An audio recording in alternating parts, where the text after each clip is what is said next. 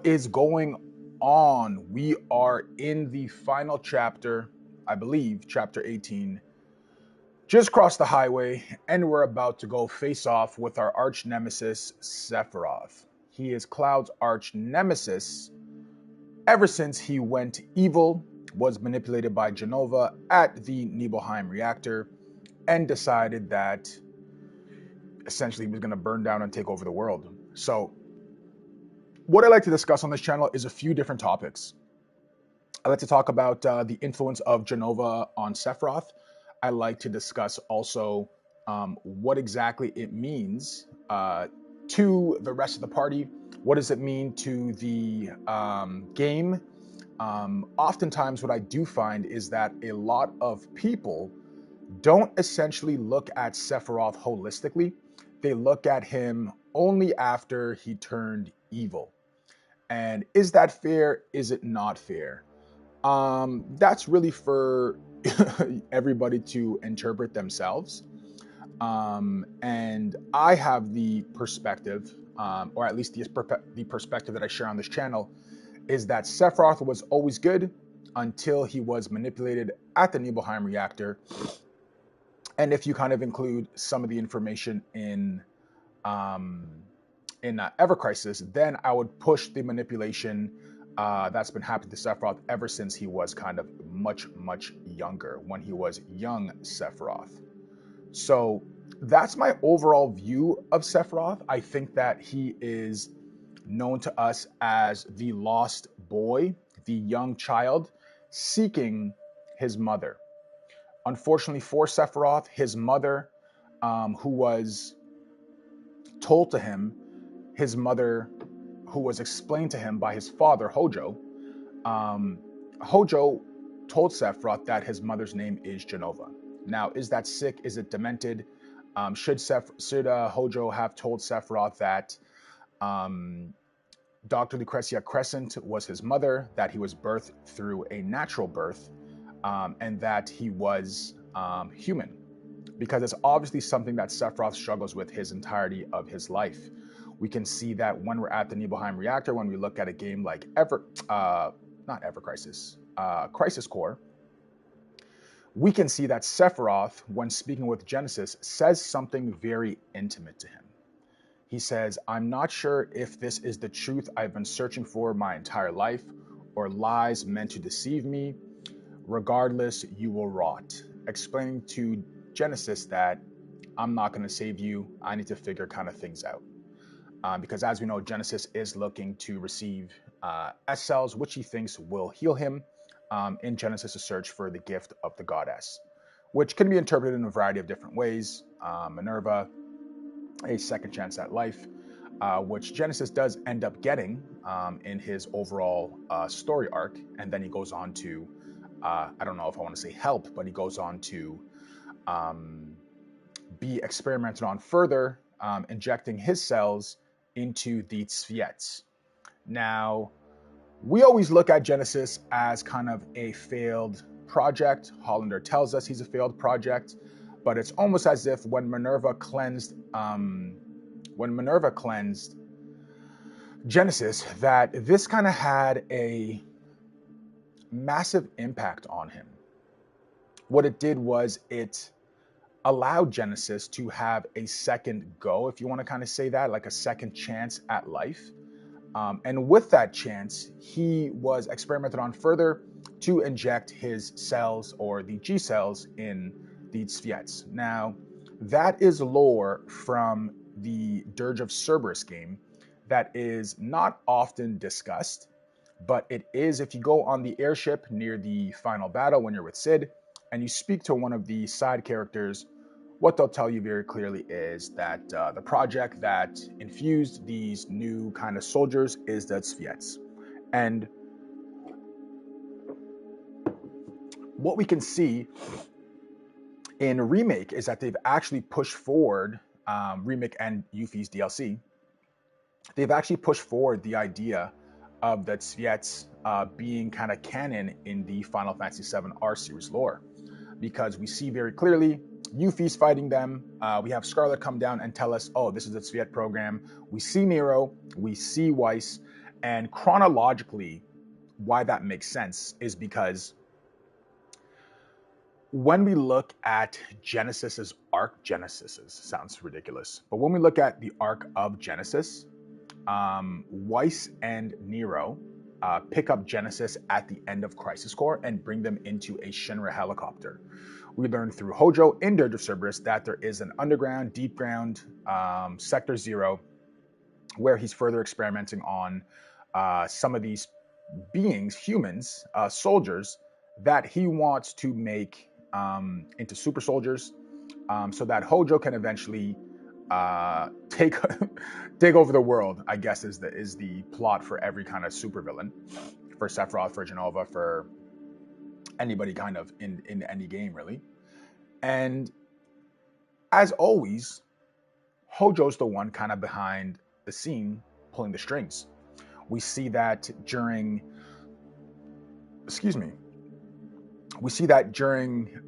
his interactions with Weiss, which is actually a scene-for-scene replica of Dirge of Cerberus, the dialogue that Weiss uses when Hojo introduces the World Wide Web. And we can see that Hojo's overall goal was to control Weiss, to live in a super soldier type of body through, if you want to say, enhancing his body into, or his mind or his consciousness into another being. We have to think, was that his eventual goal with Sephiroth? Was that his eventual goal with Sephiroth once he would merge with Jenova? So that Hojo could always be kind of the controller and then become a god and the destroyer of worlds? Well, I think so. If we follow the Dirge of Cerberus kind of line, the reason why Hojo implanted himself into Weiss is because he believed Weiss was the strongest soldier, right? And he believed that Weiss would have the power to inherit or merge with Omega Weapon, who was birthed through the pure life stream. And I know that could sound a little bit confusing.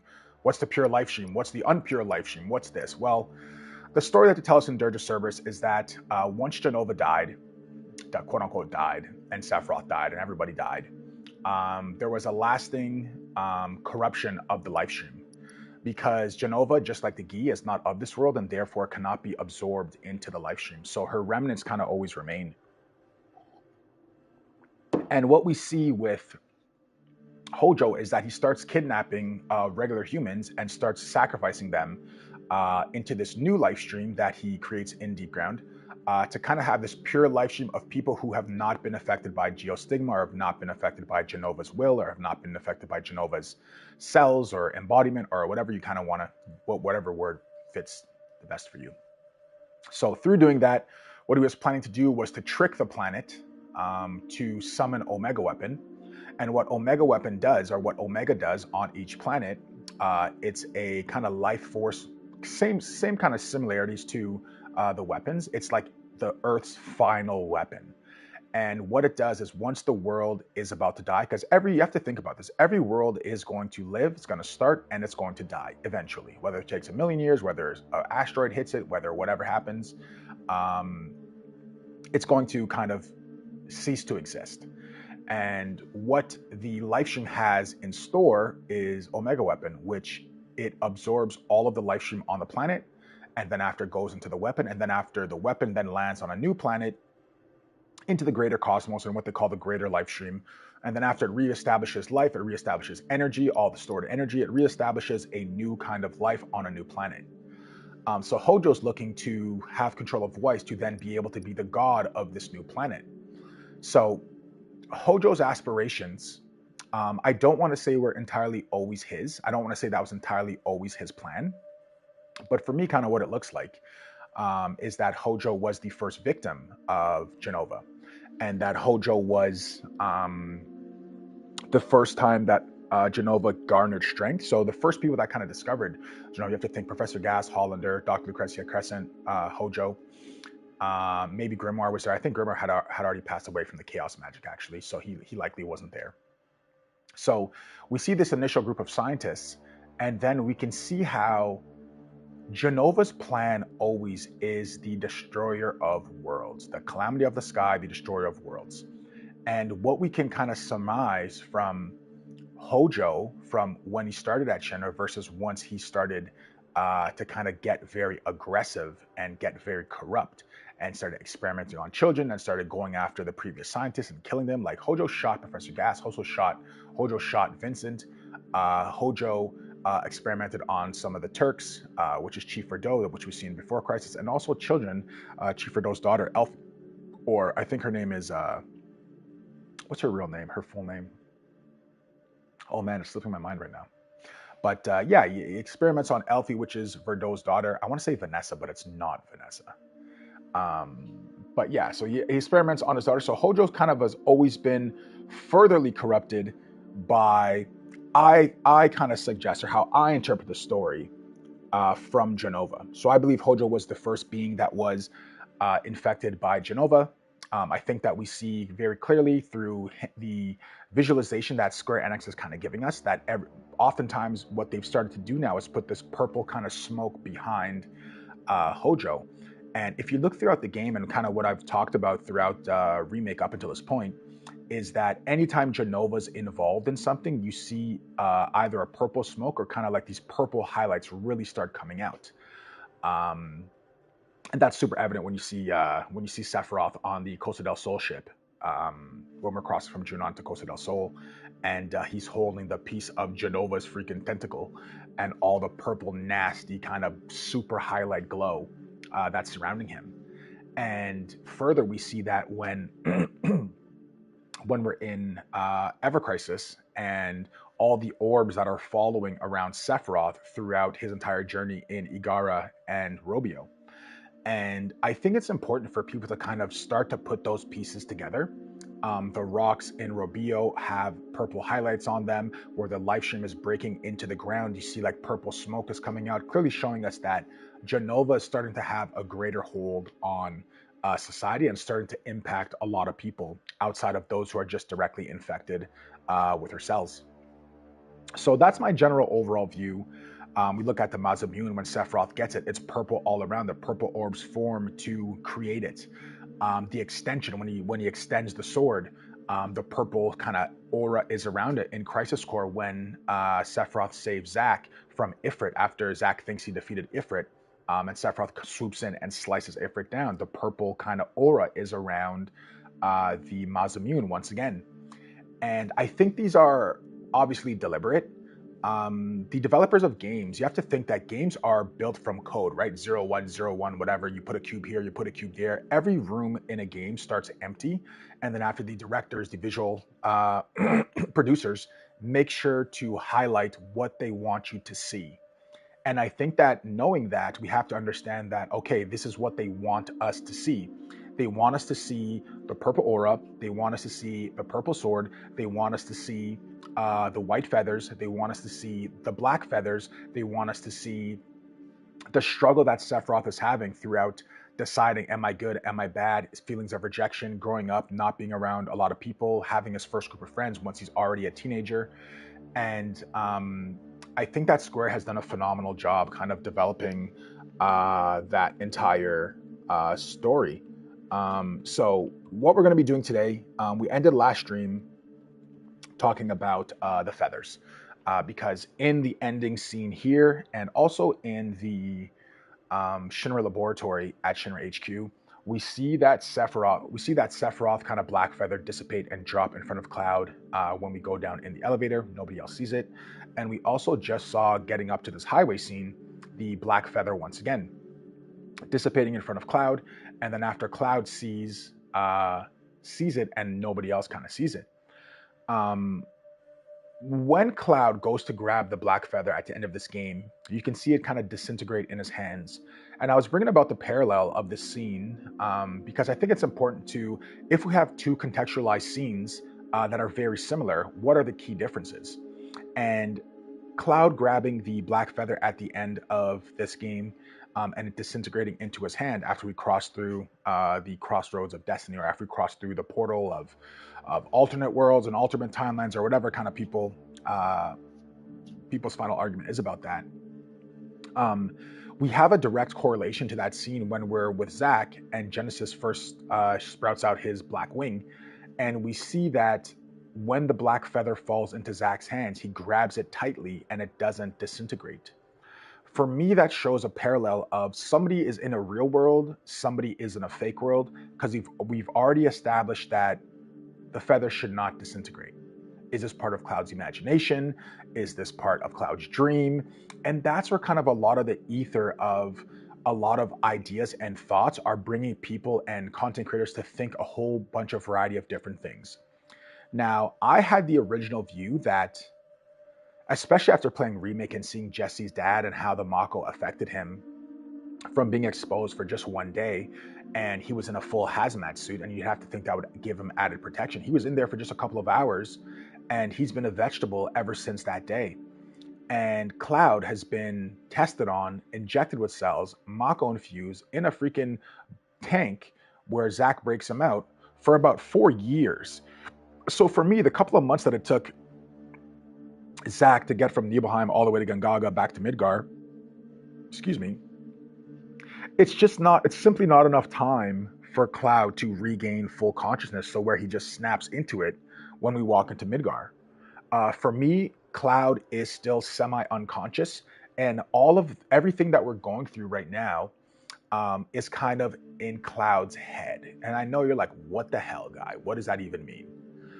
The best kind of reference I have for kind of my general idea that this is not really the real world is the movie Inception. So in the movie Inception, Cobb, which is Leonardo DiCaprio's character, they tell us very clearly that, can you drop Inception into somebody's mind? Yes, no, they go over the arguments. And then after Cobb agrees to go into an agreement with the Malaysian dude, and he decides to implant an idea in Thomas Shelby's head. I forget the main character's name, but Thomas Shelby, same actor from Peaky Blinders, and put the idea in his head that you are going to dissolve your father's company.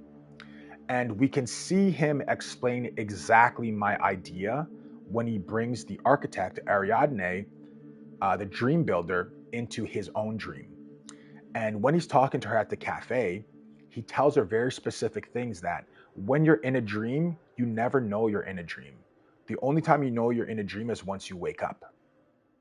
And then she's asking about, well, how about all the people and all these characters, and how come they could talk to them and whatever. And then he explains very clearly, your subconscious populates the people, and you can have discussions with them because you're projecting kind of a life force into them.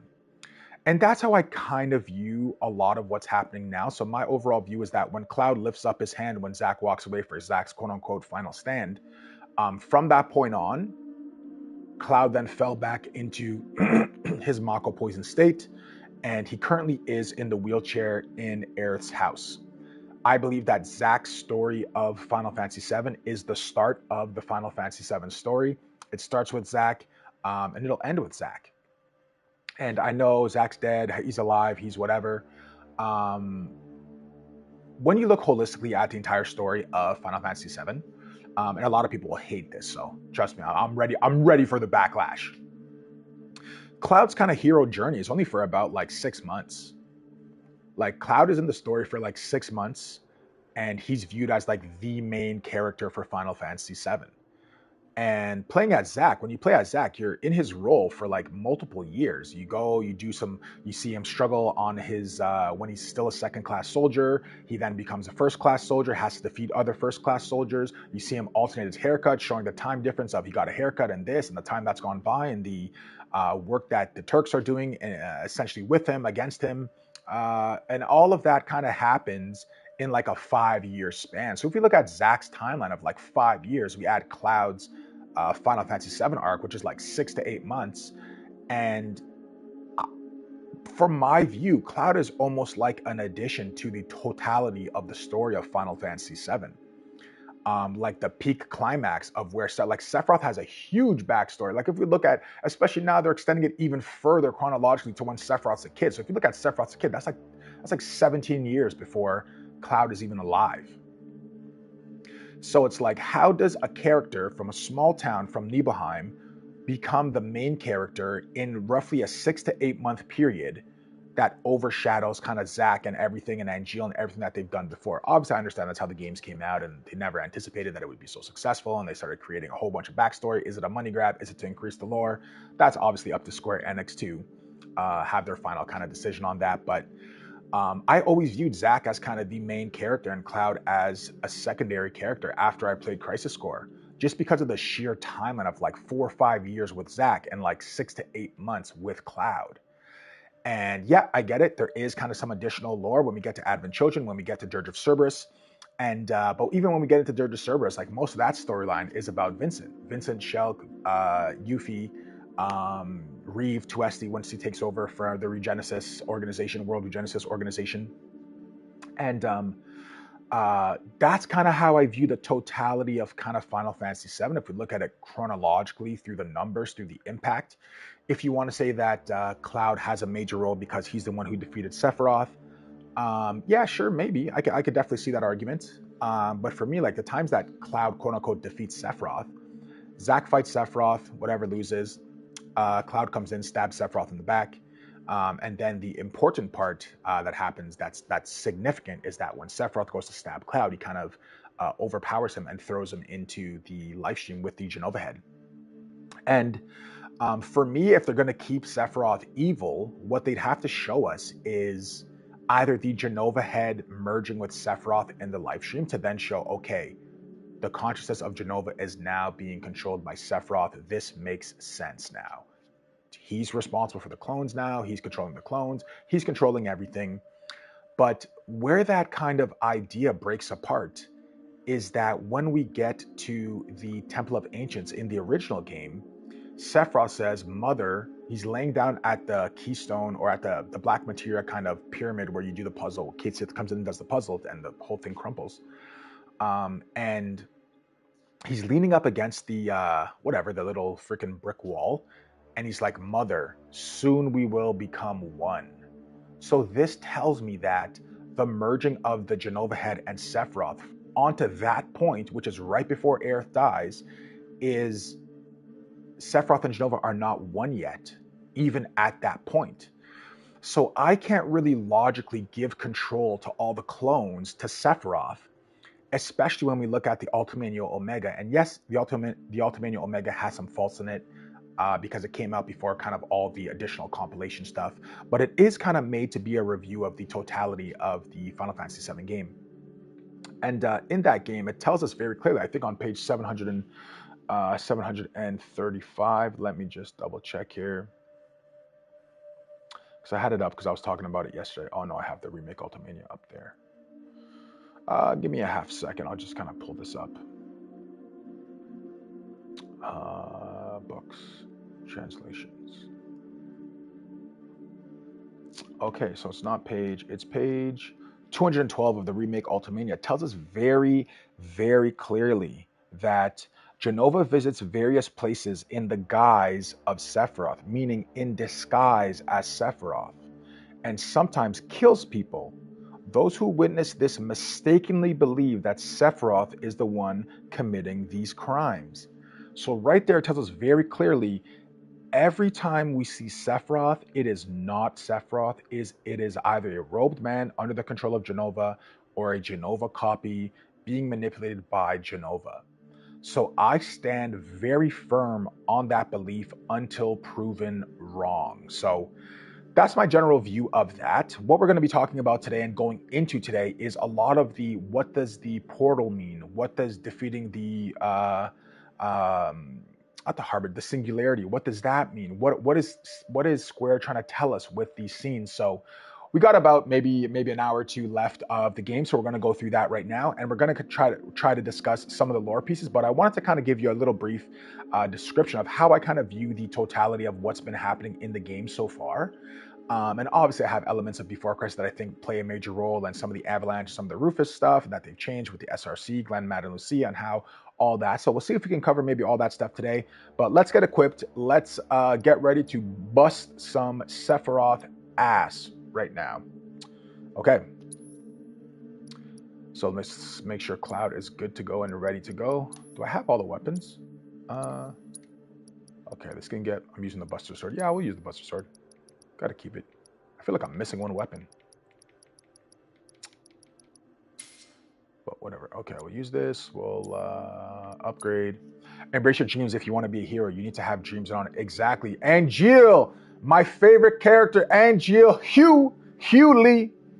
What's up, dude? That is my absolute favorite character. ANGEAL is my favorite character. The one with the most honor. The only perfect soldier that he himself tells us, that Hollander tells us. The only one who's able to make copies by himself, which is something that Jenova is able to do. And the only man who really gave into his dream. And unfortunately for us, it meant his downfall. ANGEAL's dream, which he tells Zack on the highway, is that he wants to defeat everything that creates suffering.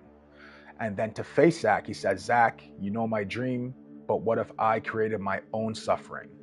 And he therefore succumbs and lets the monsters merge with him, the monsters that he's able to summon merge with him and become Monster ANGEAL, because he knows that he cannot fight Zack one-on-one, his pupil, his apprentice. And therefore Zack defeats Monster ANGEAL and not first-class Soldier ANGEAL. A lot of people, seriously, the price of freedom is high, steep. Yeah, the price of freedom is steep, so embrace your dreams and never let go of your soldier pride, no matter what. Exactly. And that's exactly super true for ANGEAL, man. Like, ANGEAL means a lot to me, and I was super happy of how they developed him in the First Soldier series. And I'm super happy that we're getting more screen time with him to really show, like, ANGEAL saved Sephiroth. ANGEAL saved Sephiroth versus Jenova in Ever Crisis First Soldier, right? So it's like, and Sephiroth realizes, oh man, I have another friend. Right when Sephiroth was at his lowest and his friends Glenn Man and Lucia left him and Rifu left him and he's needing help and he's confused, and Angeal's like, I'll stick with you because we're friends. And Sephiroth's like, bro, I don't even know you. Like, who the hell are you? And Angeal's just still so honorable, loving, and would always do anything at any cost for the success of his friends, even using the Buster Sword, which we know, using the Buster Sword creates wear, tear, and rust. And I wish they would have shown a flashback or a flash forward. And ANGEAL, when he saved Sephiroth, I wish they would have said the line when ANGEAL saved Zack, when he says, you're a little bit more important to me than my sword. I wish he would have said that in the Ever Crisis part. For me, that would have been phenomenal. But, you know, you got to take what you get. You got to take what you get. Okay, let's, I only got 16 points, so I can't really do anything crazy. I can do 8 and 8 here, MP regeneration and max HP. Magic defense for 12. No, I'll probably do 8 and 8. That's probably the best thing to do here. Yeah, I'll do that.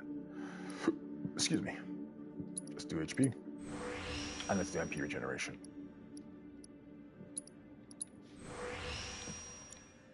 Okay, so we're ready with Cloud. I'm not sure I want Lightning, though, to be my Magnify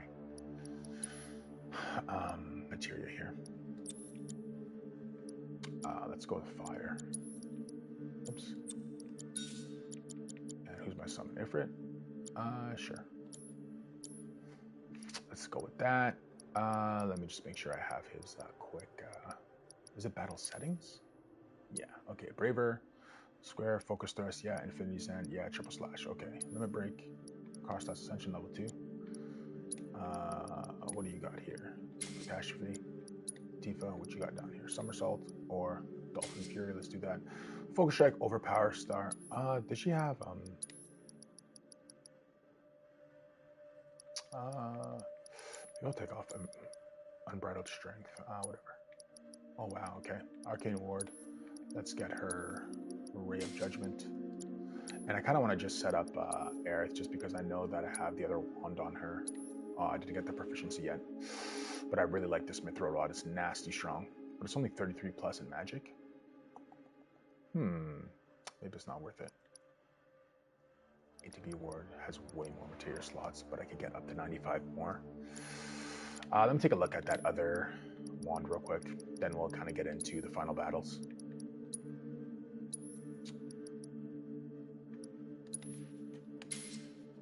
Whoa, that's not what I want to do.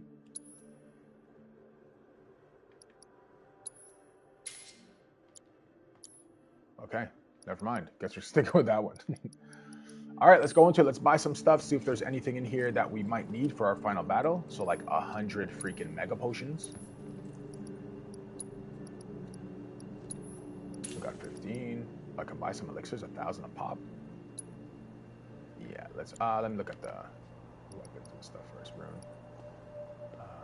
Geometric 4 slots. Oh wow, destroys all your. But it gives you material slots. Nope, we're gonna just buy some elixirs. To be honest, we're gonna buy like 10. I can only buy 1. Yo, they really cutting it down here. Mega potions. It's from 18 owned. Let's get 10 of these. 15. 30k. Antidote, we're good. Phoenix down, smelling salts, we're good. Yeah, I think we're pretty much good. Let me see if there's anything in here that's times worm, magic defense, not interested. I'll buy it just to say I have it. Any material we don't own that would be beneficial. No, got all of these. And who currently has the healing?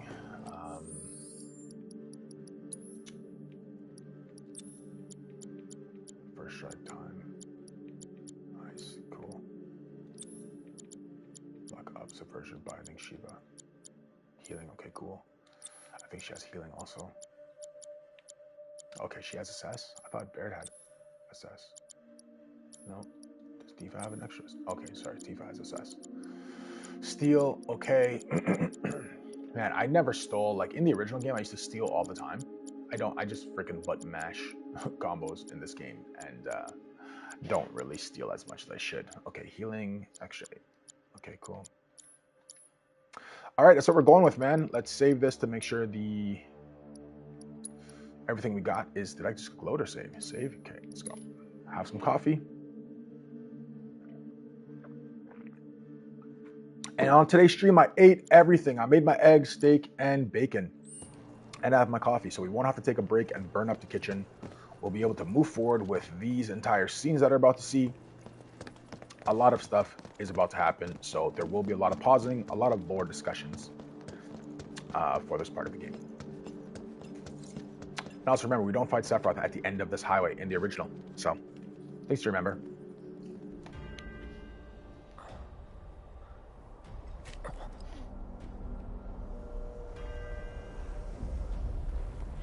This guy's awesome.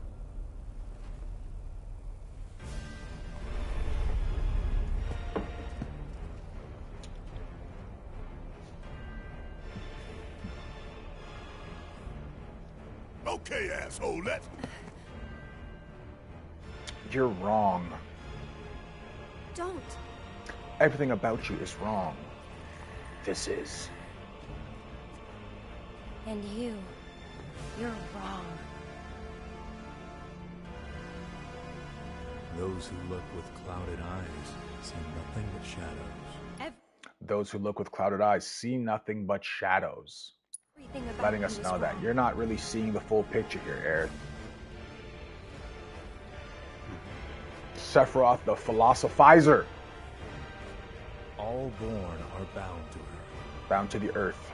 Should this world be unmade, so too shall her children. If the earth is destroyed, so will all the people. Be you. Okay there, Cloud. You will. Yeah, I don't think so, buddy. So remember, we're just in Shinra HQ, and what we saw... Listen, yeah. And we just saw that Rufus can see the whispers, but Song of the Turks cannot see the whispers. What's going on, Nick? I finished the entire documentary last night, bro. Amazing, amazing, amazing work. I love the Mark Hamill. I didn't know Mark Hamill was so intense on his character. When he's like, they destroyed my character. Pretty much saying, don't go watch the movie, bro. They destroyed Luke Skywalker. I didn't see a lot of those things I forgot about. And I saw like you and Coach, you guys are in it quite a bit. Or at least in the end, kind of like, yeah, Star Wars is dead. Man, it's funny. This is my guy. ANGEAL, and then freaking Zack. top favorite characters.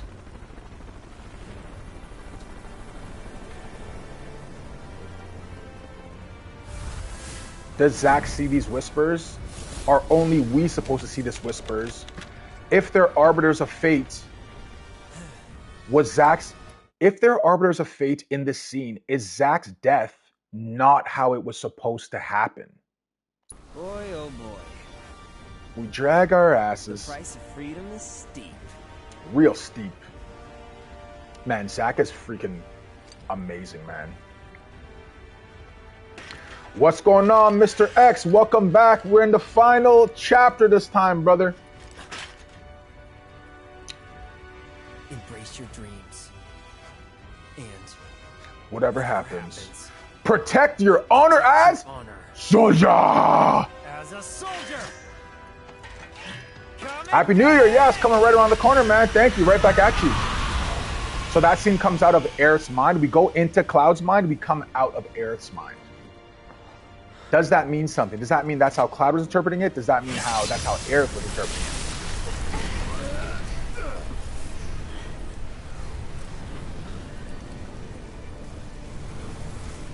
I'm waiting, Cloud.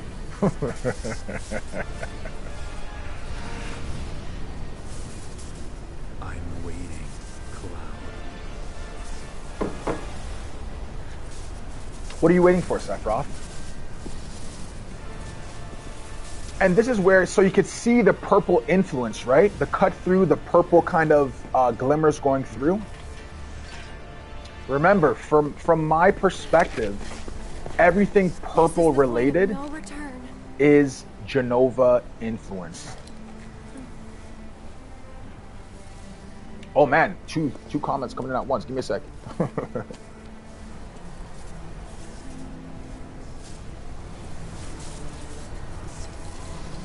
There will be a combination of timelines, dimensions. Yeah, that's a lot of the beliefs. A lot of the beliefs is that it's multiple timelines, multiple worlds, and how they're adapting it. For sure, that's one of the perspectives. If you want to email me your address, and I'll send you a Blu-ray copy of the full documentary, unedited and uncut. The YouTube version has a few muted spots and cuts for monetization. Yeah, I'll send you. I'll jump in your DMs, Nick, and I'll send it to you. Or if you have Discord or something like that, I could just drop it in there. I won't drop it in the chat just because, you know, I'm not trying to have ANGEAL, or I'm not trying to have the real Sephiroth show up at my house. You know what I mean?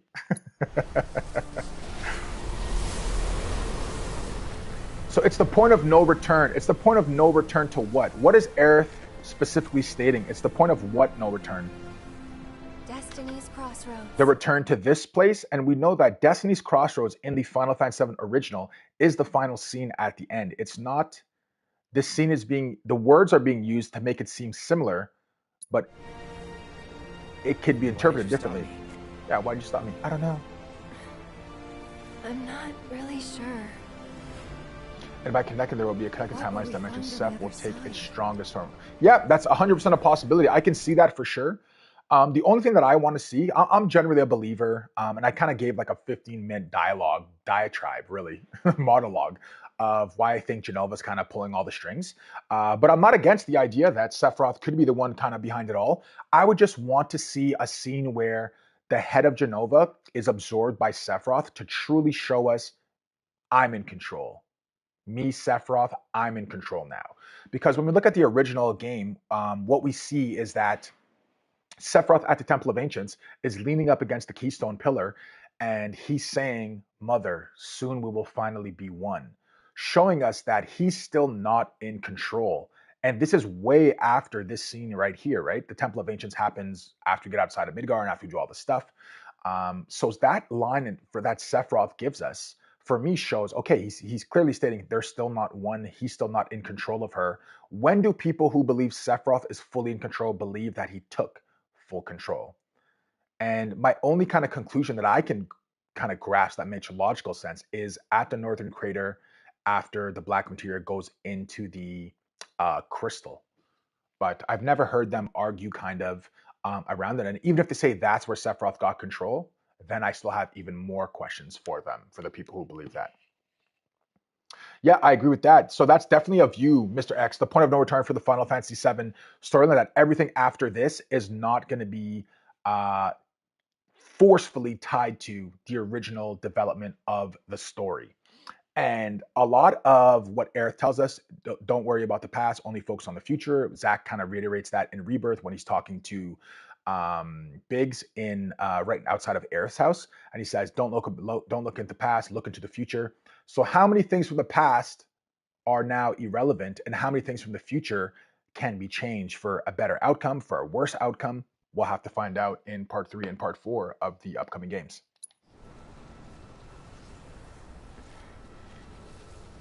Freedom.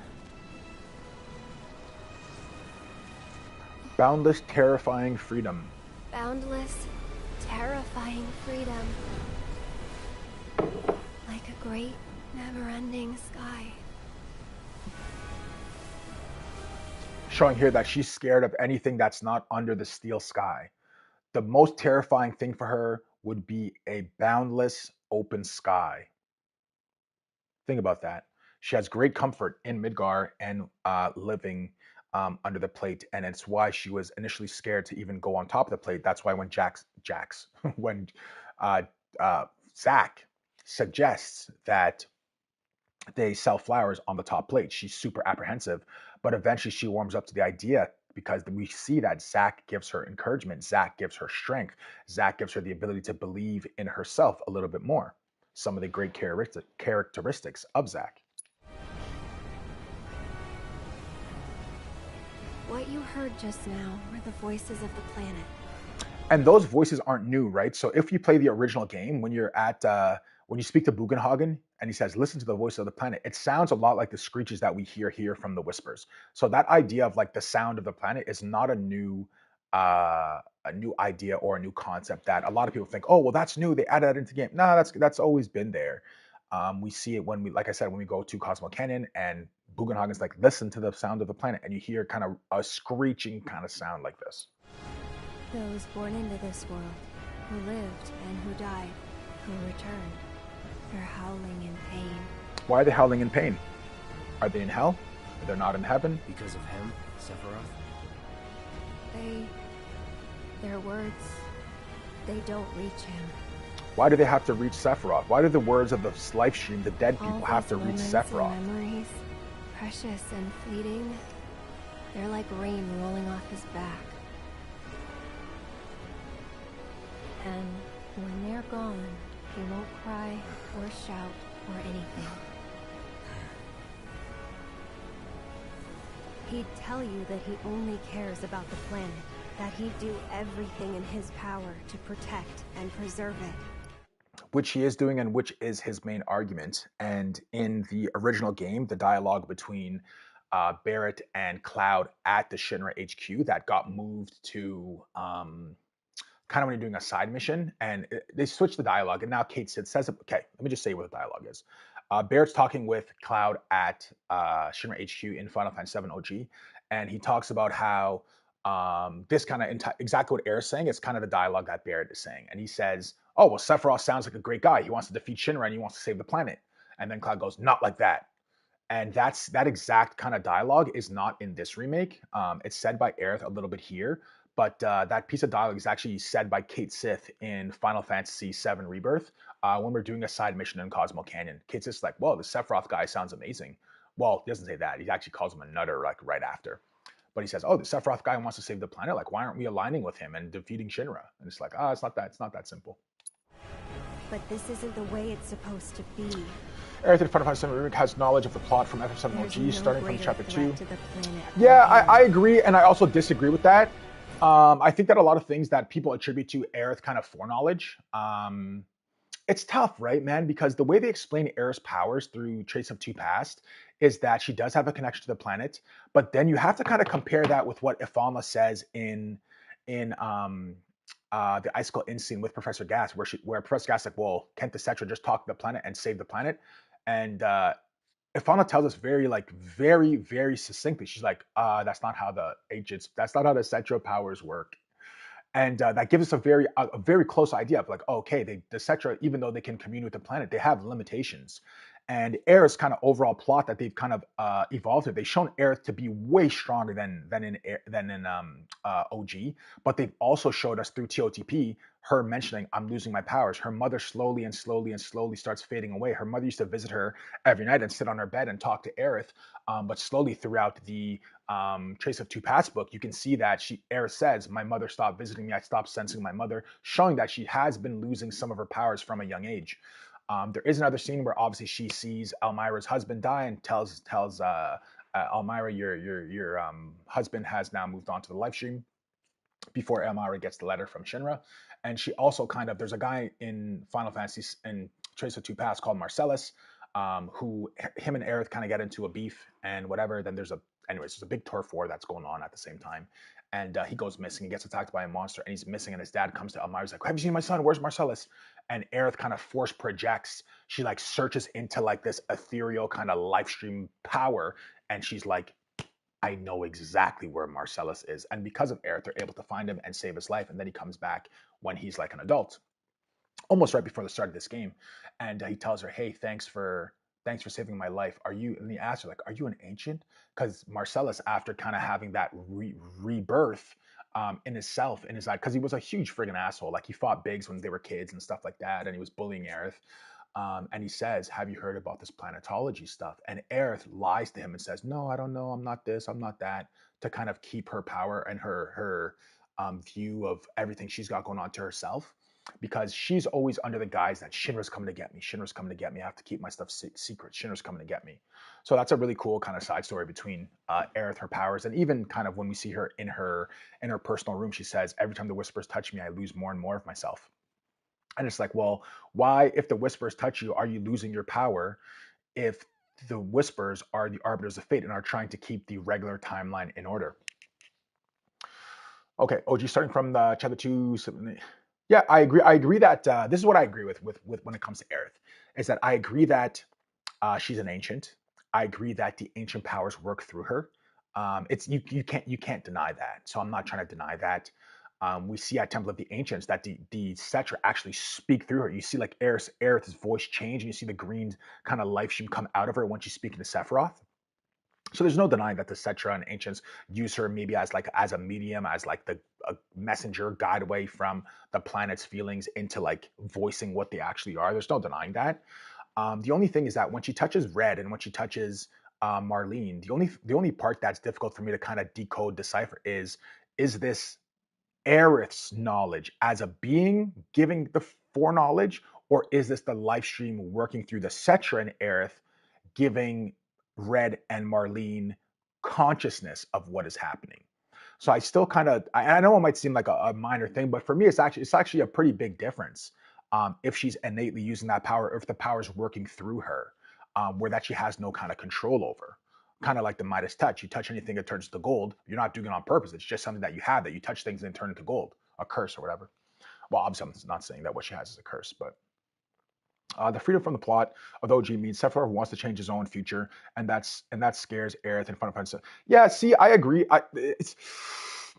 Man, Mr. X, we agree with a lot, but we also like the small differences for me are like huge. So I generally disagree with that point that Sephiroth wants to change his future. I know that's kind of what we can interpret by what he's saying, but it's like if Sephiroth wanted to change his future, he would have just killed Aerith. He would have just killed Aerith at the church. We see him go back in Rebirth when he walks in the church. He would have just killed Aerith. He would have just went to, why would he reanimate himself when they're at their peak strength or getting to their peak strength? He would just go Aerith in the crib and just slice her head off. So that's where it's like, well, why would they choose to put him? He's all of a sudden trying to change fate at this point in time. Maybe. Is this even the real Sephiroth? I know that I have it right here. I'll just read it for you guys. But let me just open this up real quick. And like I said, guys, today's going to be a big lore. There's a lot of topics and there's going to be a lot of questions about today's stuff. So if you have any questions, any kind of concerns, my perspective, your perspective, feel free to share it. I'm very open-minded to anything, but also I'm going to stand on what I believe in. And if you have good points and if you want to discuss certain ideas, I'm 100% down to talk about anything. So on page 734 of the Final Fantasy VII Remake Ultimania, we get this kind of backstory. So the title of the chapter is Who is Sephiroth? That appears at the end. And it says, Sephiroth shows up many scenes during the game, but we can broadly define each of his appearances and divide them into 4 categories. 1. Illusions that are only visible to Cloud. 2. Black-clothed men with numeric tattoos appearing as Sephiroth. 3. Recollections of the past. 4. A Sephiroth who isn't a black-cloaked man and can be seen by people other than Cloud. Among these, the true identity of Sephiroth who appears at the end of this title cannot be guessed, even by those with knowledge of the original game. Furthermore, it seems the first category of Sephiroth technically presents itself in 2 distinct patterns. One where Sephiroth inside of Cloud calls out to him, and one where Sephiroth of unknown origins calls out to him. Finally, the Black Cloak men appear as Sephiroth due to the hallucinogenic effects of the Jenova cells they carry. However, in the early stages of the story, it seems that Cloud is the only one to whom they look like Sephiroth. Okay, so that is the Ultimania remake, okay? And remember those 4 different categories of Sephiroth: the illusions, the recollections, the Black Cloak men, and then the unknown kind of entity that we're unsure who this Sephiroth is. And all throughout the game, all 3, we only see 3 categories of Sephiroth. But in Chapter 18, from the Midgar Expressway, we see the 4th category of Sephiroth. So once again, this is page 734 of the remake Ultimania. He invites Cloud and his team to cross the barrier of destiny. This is the Sephiroth, the 4th Sephiroth, the Sephiroth who isn't a Black Cloak man and who can be seen by people other than Cloud. Okay? Then we see this same Sephiroth, the unknown 4th Sephiroth, again in Chapter 18 when we fight the Singularity. He battles Cloud and his team. We see this 4th unknown Sephiroth again at the edge of creation. So these 3 final scenes of the game, we see the 4th Sephiroth, and these are the only times in the entire game that the 4th Sephiroth appears. When we see the Sephiroth at the edge of creation, listen to this. This is very important. This is what it says about the Sephiroth at the edge of creation. He calls on Cloud to defy fate together with him.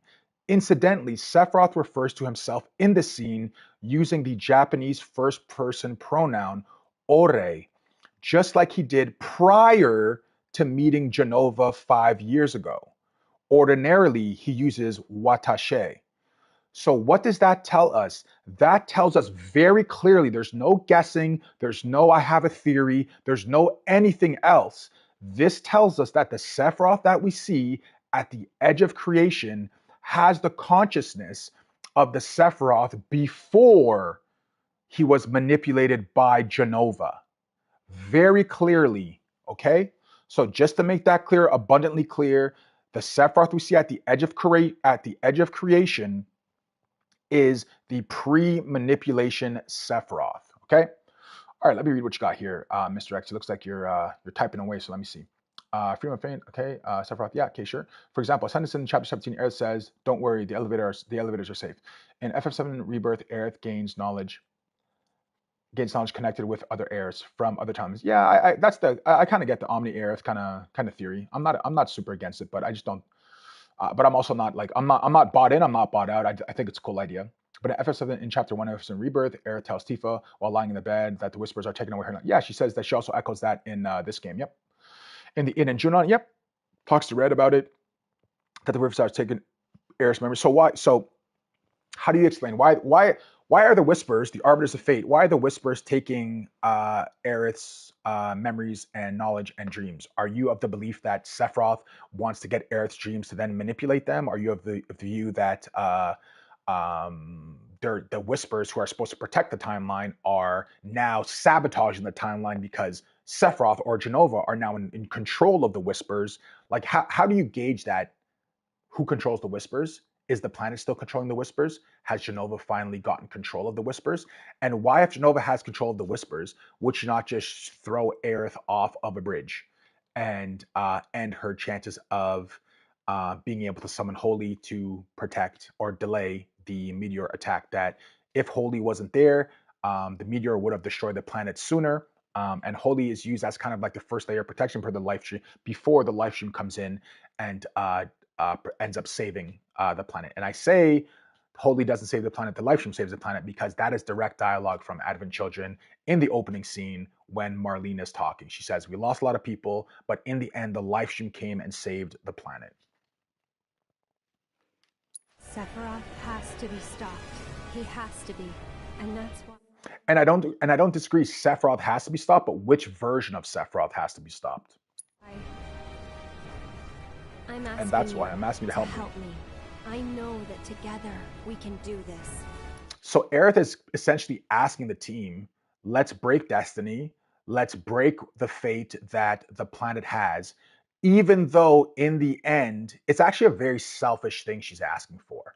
And some people might not like that, but she's actually asking, because we know at the end of the day, Cloud and his team wins, Geostigma dies, all the stuff, the good guys win in the end. If you look at the end of Advent Children, end of Dirge, whatever, good guys win. And Aerith is asking, let's change the destiny. Let's break the arbiters of fate that maintain the structure of how the planet wants to move forward with fate, so possibly I can stay alive. Like think about that. Really, what she's asking, because if she knows she has, it's always that's the thing that's always so interesting is that people want to say Aerith has foreknowledge, Aerith has this, Aerith has that, but it's like, okay, if she has foreknowledge, how come she doesn't just know that we win in the end? If she knows we win in the end, why is she trying to change anything? You know what I mean? If she knows that we win in the end, why is she trying to change anything? And Coastal Solar shows Red 13, white materia, that's empty, talking to Red 13 while she was taking a shower. She says that the materia is full of important memories for Aerith. Yeah, sure. Don't deny that. But if we do, we'll be changing more than fate itself. Exactly. We'll be altering the regular flow of the planet. If we win, we'll be changing ourselves. Changing ourselves into what? Better versions, worse versions, becoming monsters? Maybe that's why I hesitated. All right, let's see now where these lines of purple manipulated. You saw the purple lines going everywhere. They're now going to jolt into people's heads. What memories are we going to see?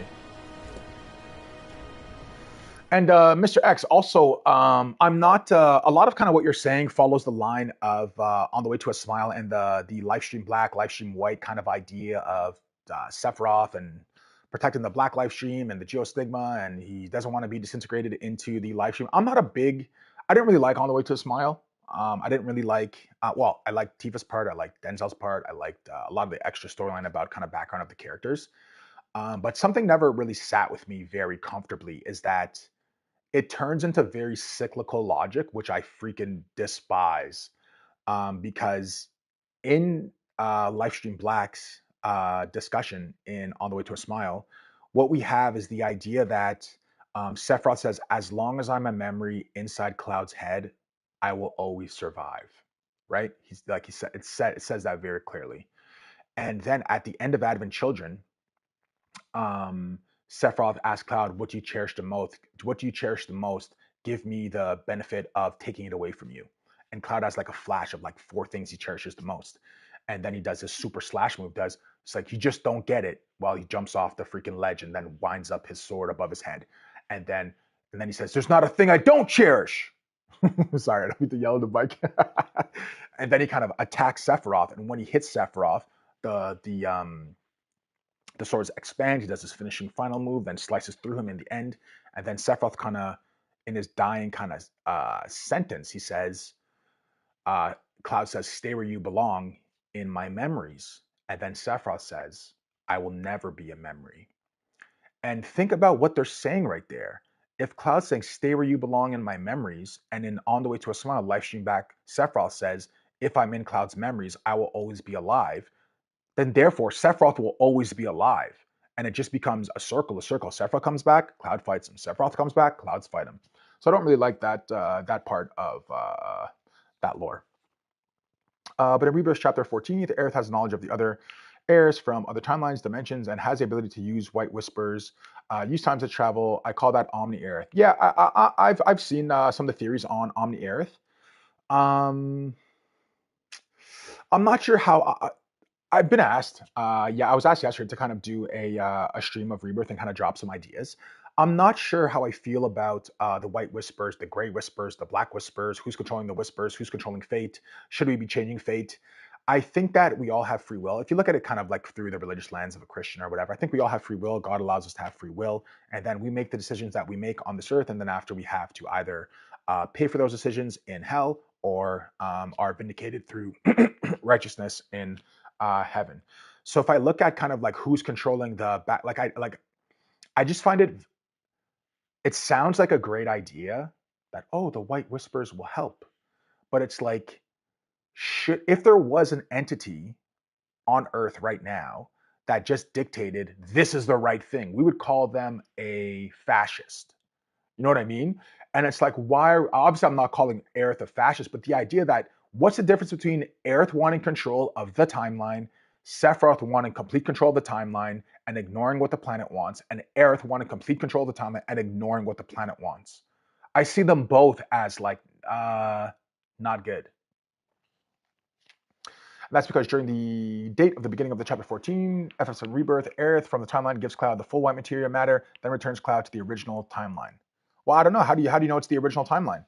How come when Cloud looks up, he says, "Don't look up," and we see the gold ring above his head that Barrett looks up and doesn't see?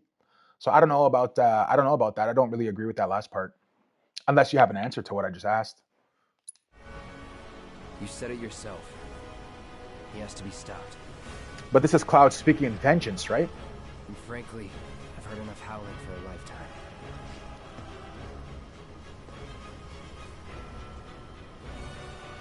All right, let's go kick some ass. When you cross the barrier of whispers, When you cross the barrier of whispers, strange and terrible things may be waiting on the other side. Before making that leap, make sure that your party is well rested and well stocked with equipment and materia. The vending machine back on the expressway will have everything you need. The Sleeping Forest in the original timeline, this is the last moment when Aerith is still alive. Well, she's alive right after that. So how can you say that? She's alive literally right after that at the Forgotten Capital.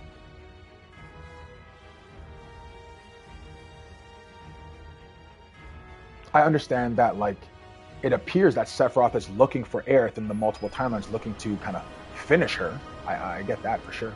Is it our destiny to defy destiny?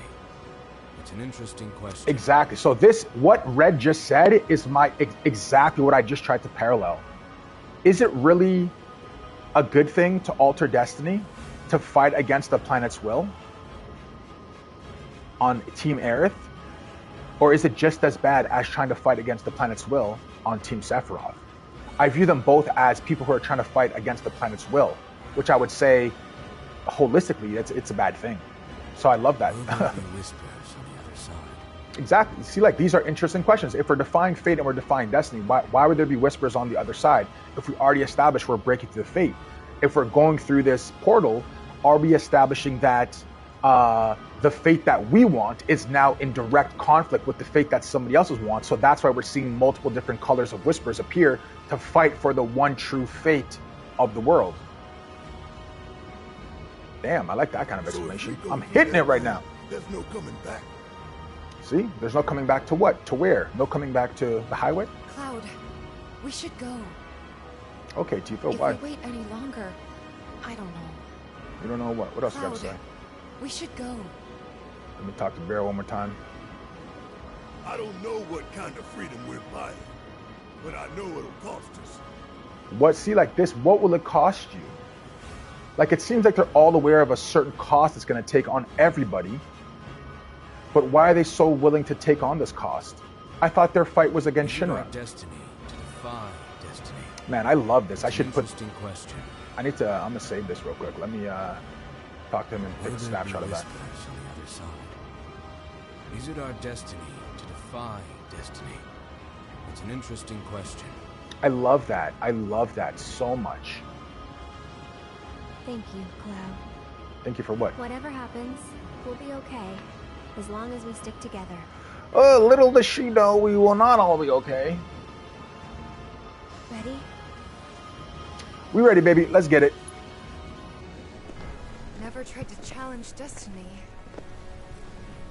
This could well be her last line of defense. It won't be easy. Why are we trying to defy destiny?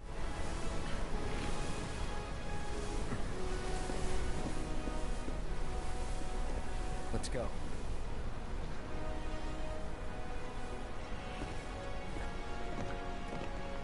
All right, let's do it. Let's fight Kadaj, Laws, and Yazoo. Probably the empty materia that Aerith gave to Cloud in Chapter 14 will be the way to take away the power of Sephiroth in Final Fantasy VII Part 3, I guess is, yeah, what you mean, from the black materia, which Cloud hid in his sword. I don't know if so much as he hid it in the sword, because Mr. X, I'm sure you know that in the original, when we fight, when the kind of Temple of the Ancients collapses, it turns into the black materia, and then after whatever, there's a fight, we punch Aerith in the face, then Sephiroth kind of gets the black materia, and we only get the black materia back once we get to the Whirlwind Maze, and we fight a Jenova copy again, and then after it drops the black materia, we then give it to Red, and we say, Red, don't give this to anybody, and then Red ends up giving it to Cloud, and Cloud gives it to Sephiroth. But I don't know. I think that what they're showing us through the black materia, to be, if I'm being 100% honest, is a variety of different things. I think that the lore and story that we got from that we got from the Gi about the creation of the black materia, how it was created through hate, through anger, through destruction, and I think the black materia actually symbolizes Cloud in a variety of ways.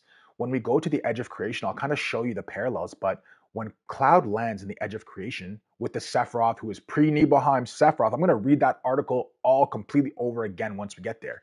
But when you look at when Cloud lands in the Edge of Creation, look behind Cloud. You see a dark red mist, destroyed universe. And when he looks into the black materia right in front of the tiny Bronco, before he talks to Aerith and before he puts it in his sword, it looks exactly like a destroyed black mystified galaxy. And for me, that shows the inner anger and hate that Cloud has and what he's leaning on to be successful in hopefully defeating Sephiroth, or what he's attributing to the evils of Sephiroth. And I spoke about this yesterday in the parallels with Advent Children, that how they deliver a piece of lore in Final Fantasy VII Rebirth at the Temple of Ancients through Aerith's dialogue, how they use a piece of lore to explain into the future a part of Advent Children and Cloud's guilt and Cloud's depression and Cloud's difficulty with wanting to be alive. And that specific part is when Aerith says, you need to choose forgiveness. Don't kind of dig into anger, or it'll be your destruction. And that is like a direct line to this guy right here who's paused on the back screen, Cloud Strife. Because in Advent Children, when he's fighting Kadaj, Laws, and Yazoo at the in the forest that we just kind of spoke about, where you're saying the white materia was, Cloud gets defeated, and Vincent kind of comes in and saves him, right? Shoots the guns and kind of wraps around Cloud and takes his body and flies into the forest to go hide. And Marlene walks up to him, and she's like, "Do you have a phone or whatever?" And you can see Cloud like kind of second guessing what he's doing. And in that scene, he asks Vincent, "Have you ever tried forgiveness?" And Vincent says no. And then Cloud says, "I'm going to try it." And from that part of the game, of the movie, is actually the climax.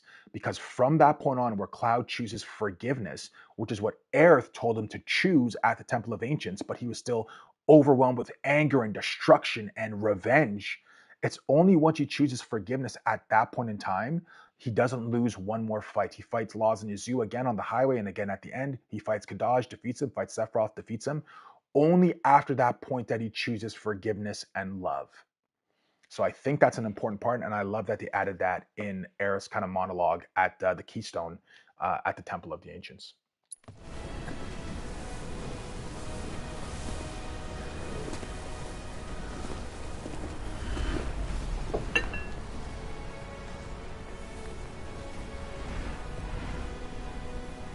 Marlene, I'll be back. I love you, Marlene. Let me just grab some water.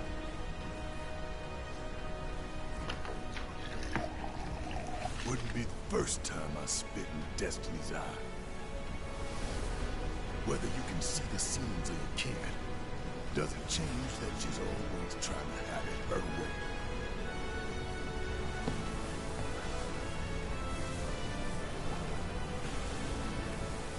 Daddy's coming home real soon, honey.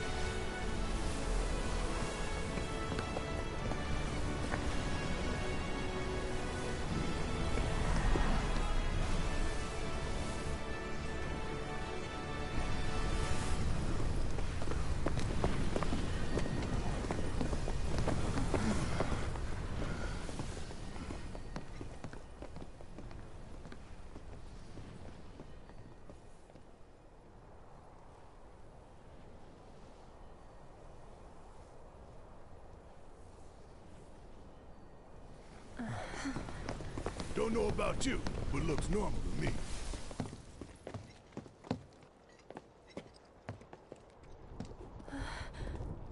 Over there.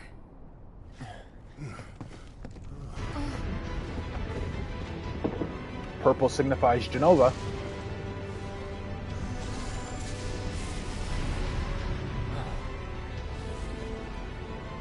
Remember, purple signifies Jenova.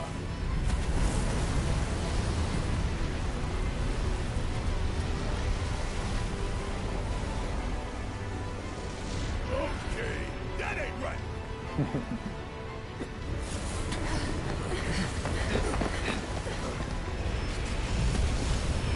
Okay, we see a Jenova flash there. And I always found it interesting because for people who've watched Advent Children or Advent Children Complete, it's almost a lot of the scenes that we see here with the Shinra destruction and clouds slicing through the Shinra Tower is exactly like a direct pull from Advent Children when that exact same scene happens. So it's interesting how they kind of merge that into these overall scenes as well.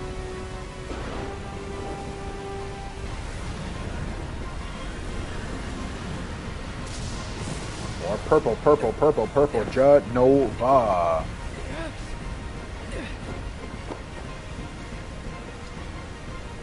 We're gonna do a story only run live. Yo, dude, I know. Somebody else asked me that yesterday. I was like, man, Rebirth is just a long game, man.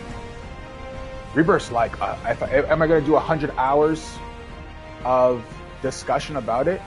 So what exactly are we seeing here, right? Sorry, Nick, just one sec. So what exactly we're seeing? Cloud, he's looking into Midgar. Is this the original Midgar? You guys have to decide. How come the numbers on the sector, look in the top, look right above, you can see the sector, the reactors, right? How come the reactors don't have the same numbers as they do when we were going to the reactors in our version of reality? It's just showing us that it's a different version of reality. I don't know, you decide. Is the far side on the left, the kind of dark red side, is that after the platefall? Is this, there's a lot of questions we need to have about what is this Midgar? Our Midgar is what I mean. Oh, a whisper. What's the whisper saying? So yeah, Nick, I've had a couple of requests. I've had a couple of requests, like friggin' anything, but I've thought about it. We'll see, man. I have a lot of kind of work stuff for my other channel to do for a lot of things. So we'll see. It's a maybe. Just because of the time commitment, man. Because I want to do a I have to do some educational content for my other channel, and it kind of takes priority. So we'll see. Yeah, so the DLC, the Yuffie DLC, I might do that because I think I got the free upgrade when I had, because I bought the original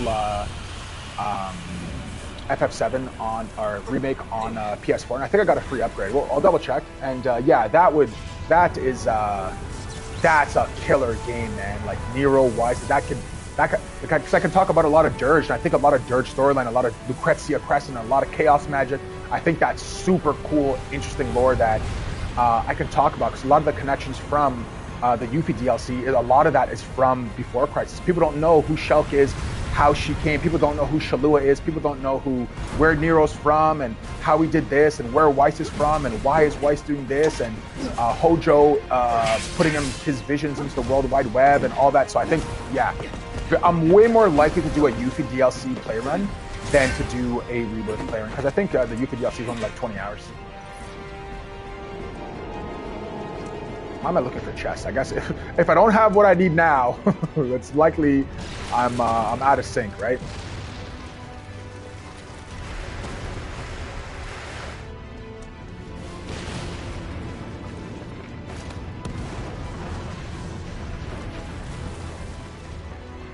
So are we supposed to assume that this Harbinger of Fate is controlling it? Is who we're about to fight, is this Destiny? Yeah. If you do story only and fast travel and play on easy in the new game, plus you can get through this pretty quick. Yeah, maybe. We'll see. In the Yuffie DLC, there's a lot about West. Exactly. That's what I just said, Mr. X. And I'm like, man, because of my views of Sephiroth, I love the story of the destruction of like Sephiroth, and I could tie a lot of the Dirge of Cerberus storyline in for the Sephiroth. So even though Sephiroth's not really in, we see only a few black robed men, and it's mostly about Yuffie and Sonon. But it's like, okay, what they've done in the Yuffie DLC is they've now given a reason why Yuffie would partner up, because in Dirge of Cerberus, she partners up with Vincent to kind of go fight against despise and Deep Ground and stuff. And now we have a real reason why she would want revenge, because Sonon was just killed, sacrificed to save her life. And it's like, yeah, Yuffie has a reason now to want to kill everybody, especially Scarlet. So We can beat them.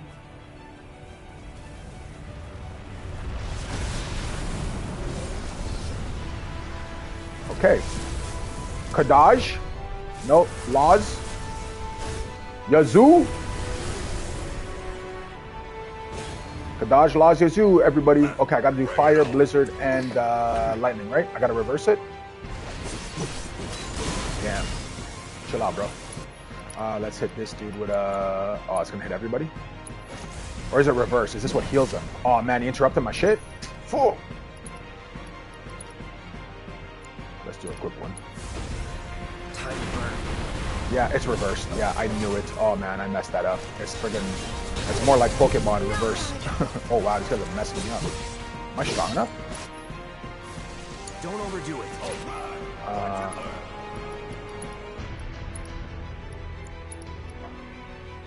What the heck? No, dude. No. No? Why are these only the two options? Yes, this guy. Oh, that kills him also? Yo, bro, I gotta assess. Where's Tifa? Messing this up bad. No need to. Okay, Whisper Vridi. Unable to read. Weaknesses, lesser resistance to silence. Okay, I just gotta freaking pump these guys.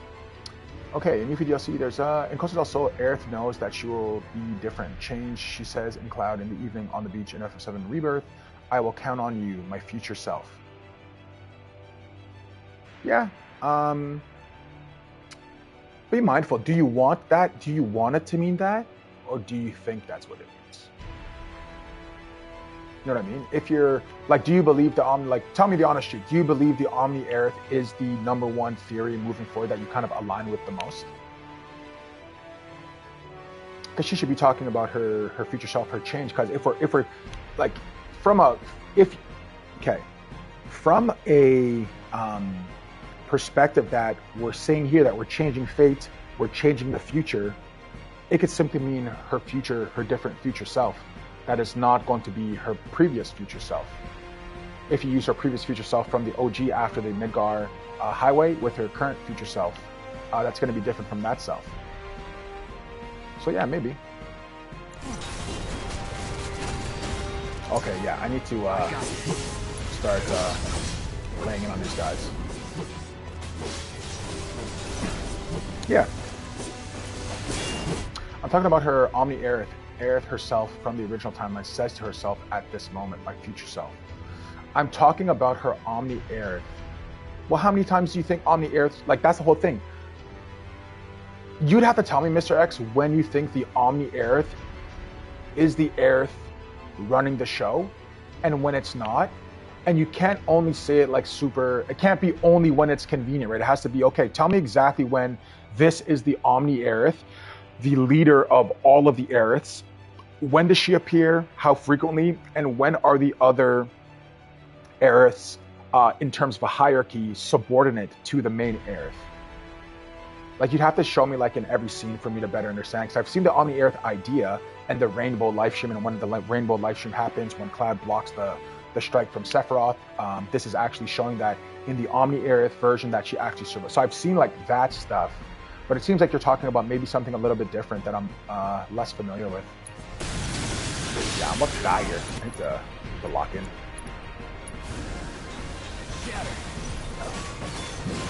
Yo, chill there, Fury. Yeah, these guys are wrecking it, dude. Like, these guys are I'm not ready for this battle. I'm way too weak. What's the You're up. Okay, Barrett, let's get Deal with that.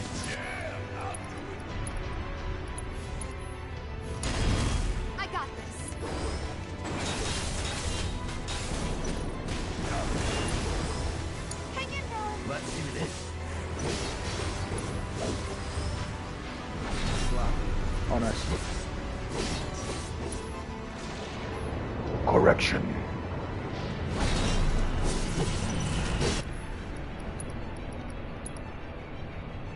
Bro, why you locked onto this guy, dude?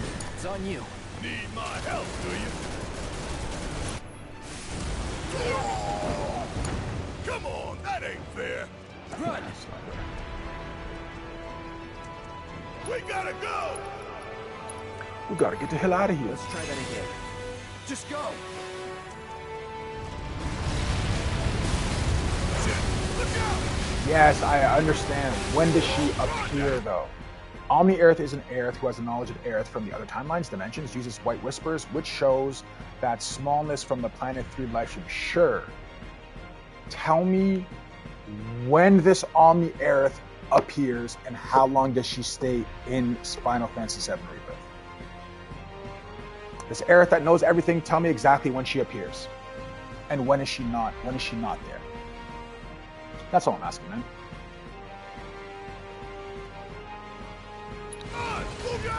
I think with just like simple questions, you'll come to the conclusion that, well, you'll come to whatever conclusion you want.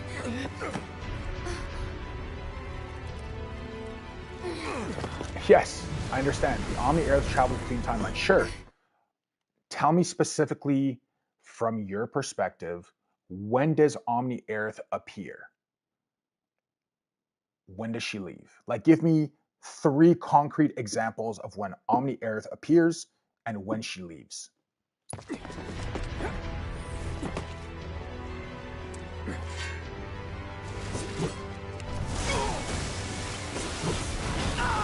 Fuck her, man. You can't dodge any of this, dude? Yo, these attacks are coming so fast and like, this is crazy. I can't get anything off. How come these guys have freaking like haste on? Ah, frustrating. Yo! Look at these attack speeds, bro. It's insane. Hang back.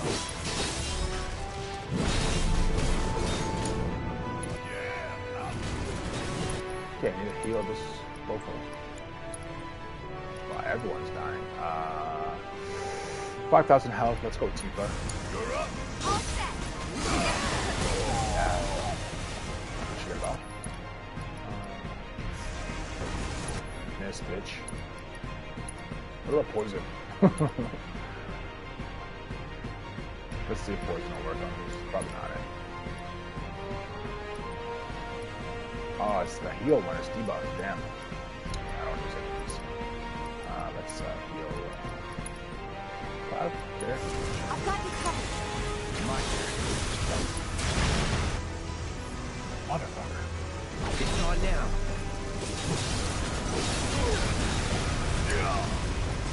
This big bitch is so fucking cheap, dude.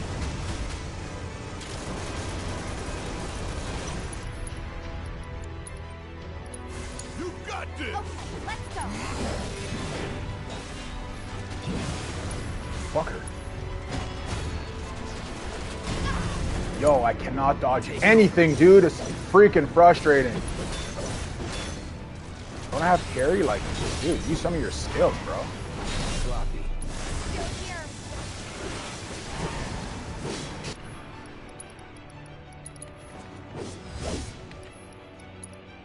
No, I didn't want to do that. I want to use Unbridled friggin' Star Shower. Bitch. Damn it! We gotta get out of here now! The Omni-Aerith, my future self, appears in Chapter 14, right before the fight. At this point, she's a character connected to... Okay. Okay. Okay, sure. How long does this quote-unquote Omni-Aerith stay in that scene, in that chapter? When does she leave? When is she no longer Omni-Aerith from your perspective? Or does Omni-Aerith just appear to say those 3 words? That's what I'm asking you. Can I use items? I cannot use items.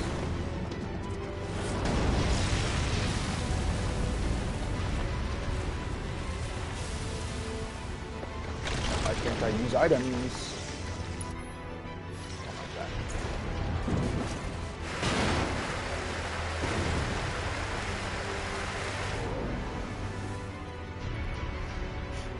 Barret and Tifa have joined the party.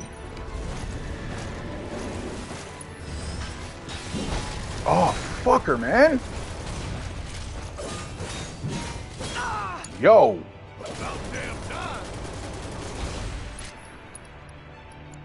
This guy is ticking me off, bro, with his... Anybody I pick is doing freaking super transition to. I got this. Dude, didn't you just heal him, Barret? Like, what you doing, bro? Or did he block my heal from getting off? You got this. I got this. Yeah, he's... Yo, Cloud, don't go on the same lightest side of me, dude. Okay, he does attack whoever you pick. Hang in there.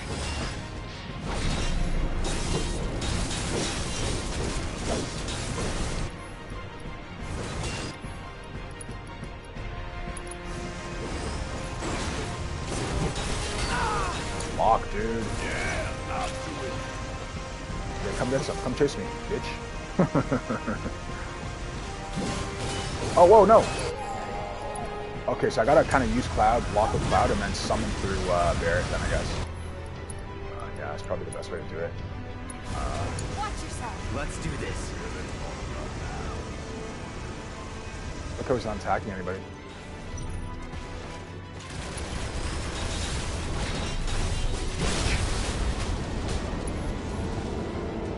Mofo. That's that.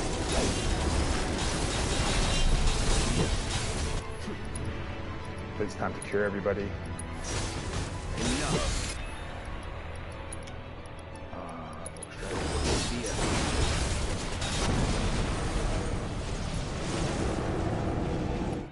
And this information is confirmed by Aerith herself because thank Cloud and did earlier. Sure, man. Mr. X, just answer this question for me, okay?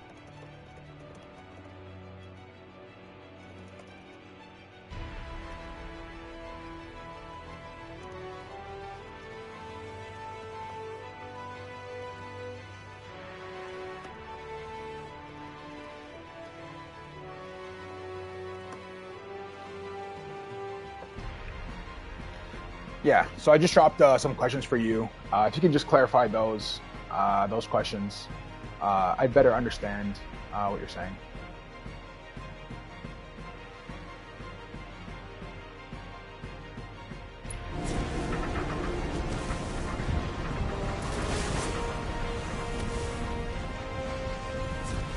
Did we do it?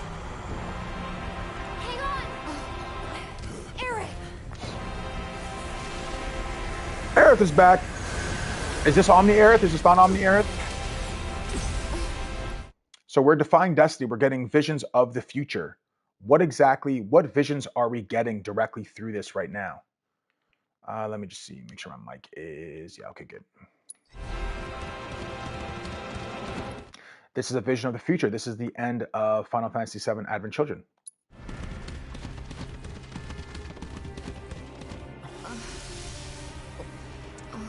What the hell did I just... they all just saw that likely ending, right? So we know that that vision went through all of their heads, and they're now questioning, what did I just see? See.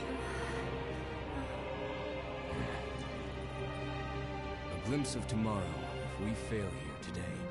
A glimpse of tomorrow if we fail here today. So only if we fail here today will we see that end result. But we know that when we succeeded previously, that is the end result. So how do you coincide those two ideas? Reconcile those two ideas, sorry.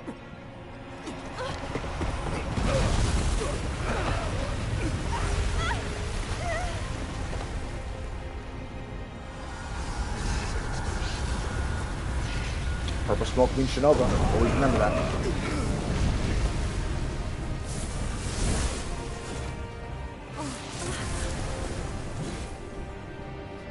Damn it! How do we stop these things? Well, the big one is way over there. However, These guys are right here.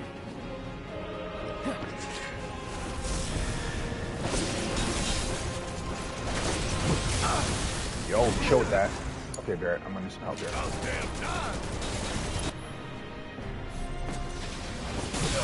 Yo, I cannot dodge that.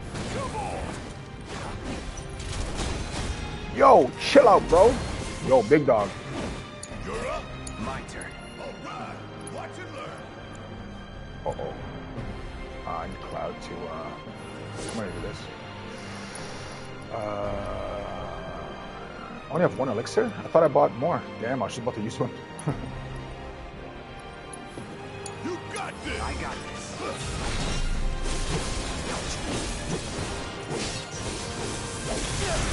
I dodged that. I dodged that also. Like, how many dodges do I have to press? No way. Yeah.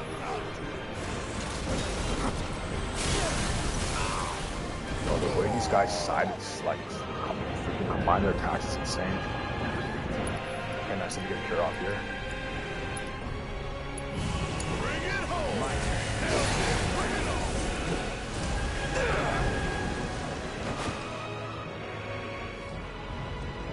Yo, Barrett, chill out, dude. Why would you run back close to your friggin' long-range fighter, dude? Fucker. Give them hell. Taking over. Deal with that. Need my help, do you? These stupid decisions piss me off. Bring it home. I got this. Oh my gosh, bro. It's like I could only use force thrust. It's only if that's fast enough, dude. I can't even get it off.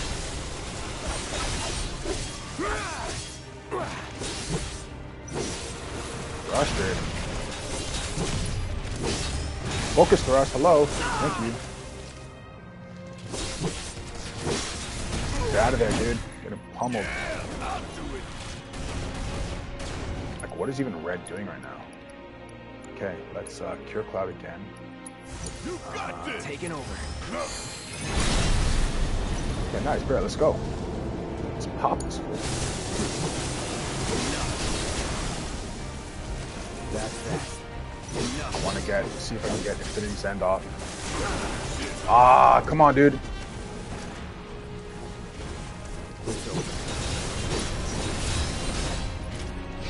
Don't interrupt it. Nice. I'll end this.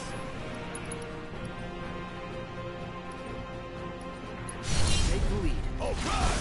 Watch and learn.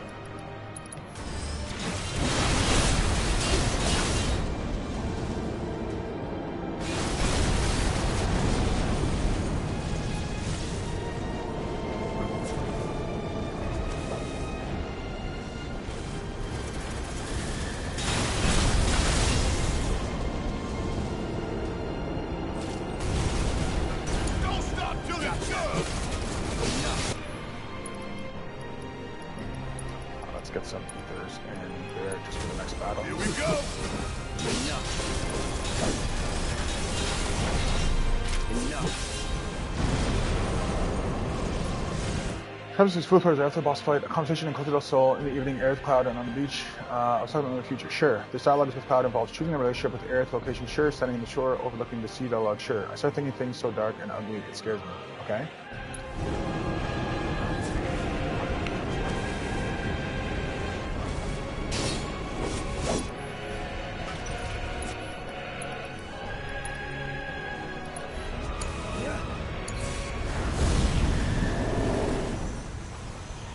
I didn't get off the friggin' ether. Okay, we get another vision here. What's this vision now? Going to Tifa and Aerith's mind. It's a vision of the meteor, heading towards Earth.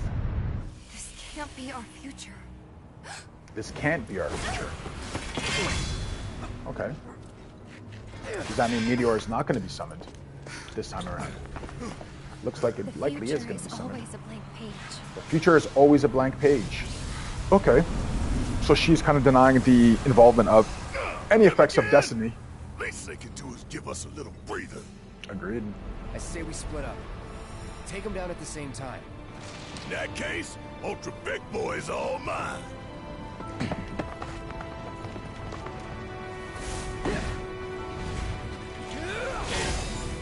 Bring it on, bitch. Potty mouth.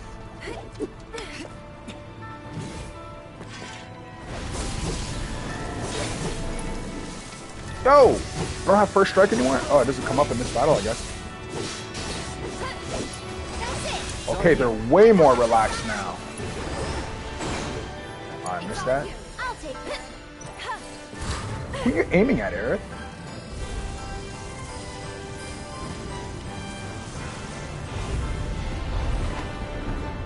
Okay, we got Bahamut over here. Bahamut. Spread out, dude. We can do this. Who are you aiming at, Aerith, bro? This girl is crazy. Who are you shooting at? Yeah, I'll take a summon here. What does she have? Leviathan? I don't really want Leviathan. With dash. Boom. Boom. Okay. So you gotta spin right out of it. Now I'll take Leviathan. Yo, this guy's picking on me, eh? Mega Flare. Yo, run. She's dead, bro. She's so dead. Damn, yeah. Not throwing in the towel. They said, you are not summoning something right now. Let's see. She has Cure, I think. She has the one who has Cure. I should put Cure on everybody. You okay? I'm wide awake now. Go on. Yo, yeah, Cloud's about to die next. Because this guy is fucking insane. Excuse my language, I'm getting, I'll take over. profanity. Okay, I can dodge those.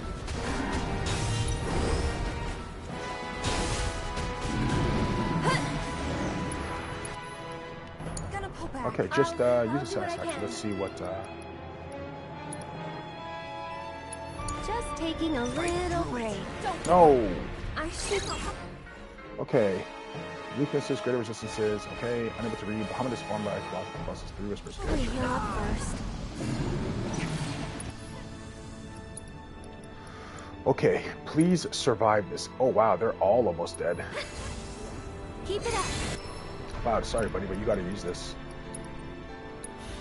Tagging out. All right.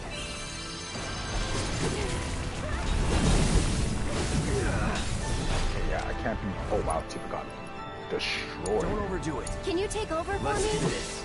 Just go away. Get him. Yeah, I'm getting bodied, bro. Like, she doesn't get enough. Her thing doesn't come fast enough. Her, I'm here. wasting her legs with this guy. Get him. Dodge. I could dodge that, bro! Yo, that's frustrating. Nah, bro, I don't, I want the answer to my questions, brother. You can't be coming in, you can't be having semi-theories, bro. I need to hear the answer to my question, homie. When is Omni Aerith there? When is she not there? I need an answer to that. best of your ability. I need an answer for that. Can you take over? Why are you right in front of this dude on fire, brother? Double hit, bro. This is I'm getting fucking beat down, bro. Bad.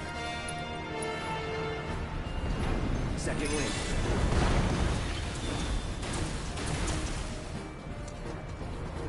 Like, Aerith, what is Aerith doing right now? Like, she's running. Like, dude, you got long range.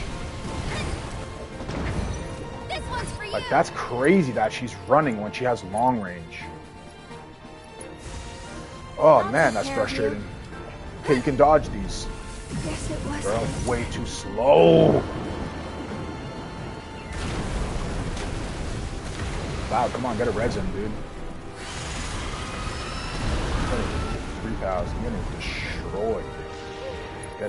See, like now, what do I do? Do I go attack? Do I freaking summon?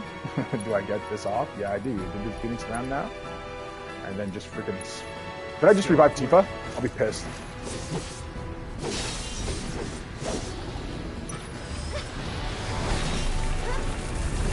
Aerith, why are you so close? It's just pissing me off, bro. Man! Helena. Missed. Ugly bitch. How the fuck did I... Okay, gotta go the other direction, maybe? Like, there's some of these things that are hitting me. Very frustrating. Dodge. I dodged that. Perfect dodge. But it won't give it to me. Sure, whatever. I'll do what I can. One more shot.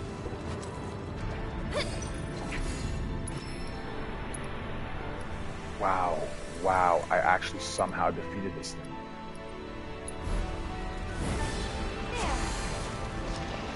Keep fighting, girl. Keep fighting. I need to heal everything. Man, it's not good. Go on. Okay, good. Everybody gets a second chance. Let's go. For myself. Back to good now. Did I get it? Nice, I got it in? Hell yeah, let's go. Oh, I should wait for Tifa. What should I do here? Oh, wow. Okay, I'll res her with this, then I'll use, Man! Cloud's freaking unconscious. Whatever, I have to use it now. Bad idea. Ugh.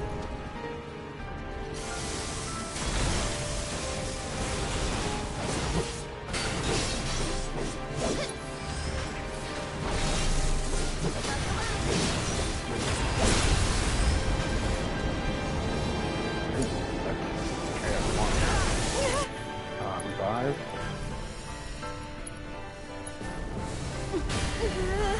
Cloud, bro, come on, dog. You're asleep.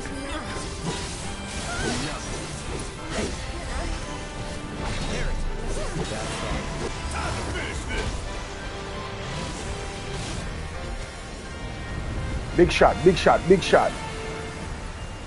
New visions. What do we get here? We got the final scene of Cloud fighting Sephiroth. What's important is Aerith will guide Zack with the petals on the yellow flower while he's traveling in the live stream. Yeah, maybe. I don't think he's in the live stream. I don't think Zack's dead. Like, if I were to think Zack's dead, I would think you'd have to bring up like Maiden. If you bring up Maiden and they talk about Zack and Aerith in the live stream, but Maiden was deemed non-canon. But I need an answer. Don't run, Mr. X. I'm answering all of your questions. All I need to know is this. You're saying Omni Aerith appears. Tell me when she is. Give me a scene. You just gave me a scene in chapter 14, right? You just gave me a whole scene in chapter 14. Is Omni Aerith just saying those 3 words, or is she there from chapter 14 until the end of the game? That's what I need. I need it answered.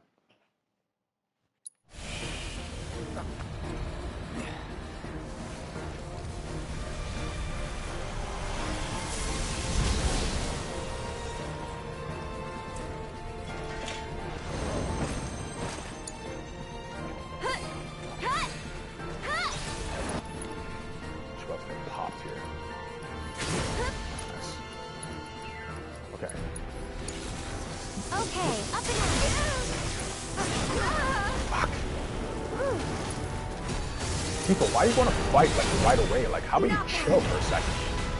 This is crazy that you just run. You're just gonna. Aerith, why are you so close, man? Go on. The AI in this is ridiculous, dude. It's completely ridiculous. Yeah, I'm a long-range fighter. I'm gonna go fight a swordsman face to face. Oh, she freaking died again, bro.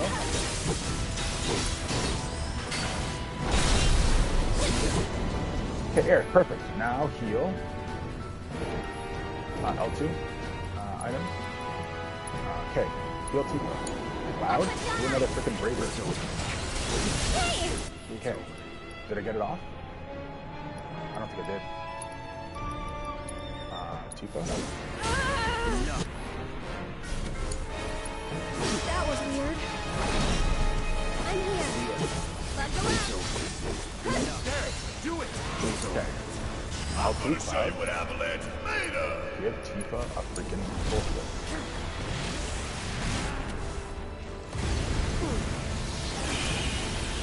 Gotcha! Okay, we got another memory coming up. What's this memory going to be? White materia, holy, falling into the water. So this confirms a vision that Cloud had earlier on in the game, right? When Cloud were in, I think, one of the early chapters where Cloud sees this. I think so. Okay, heal everybody, dude. Spells. Cura. Stay strong, okay? Okay, now cure. Cloud. There. Okay, so Cloud's at 100%. Nice. Now cure yourself. Then we come into the final battle.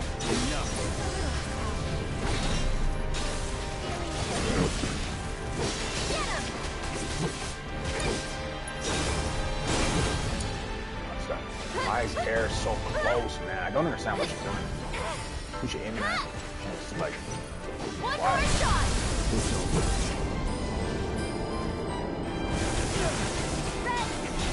hit her with this. Nah, bro, I need to hit him with this. Ray of Judgment.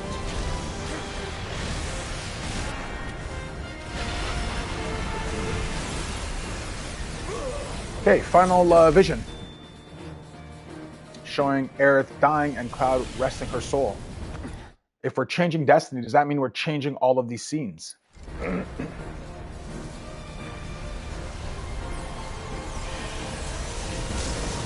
it. Right.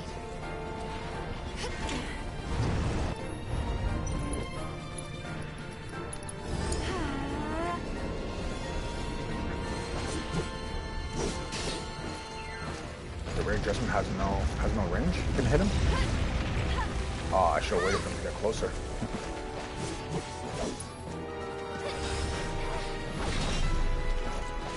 Buckle up.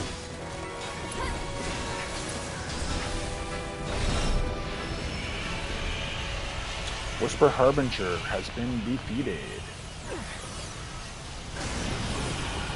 What are the final memories that come out of this? Does this mean that we destroyed Jenova's hold on the timelines? Does this mean that we just destroyed Destiny? So now the future is truly can be unwritten. Are we destroying the idea of the future? I'm waiting, Cloud. What is the future that we're going to see here? It looks very similar to the future that we saw in the VR simulator, right? Where are we? We're in the world between worlds.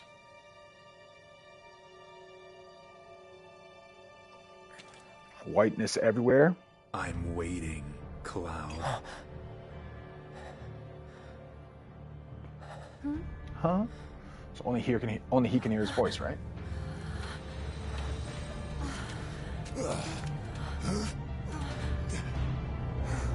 What the hell is this?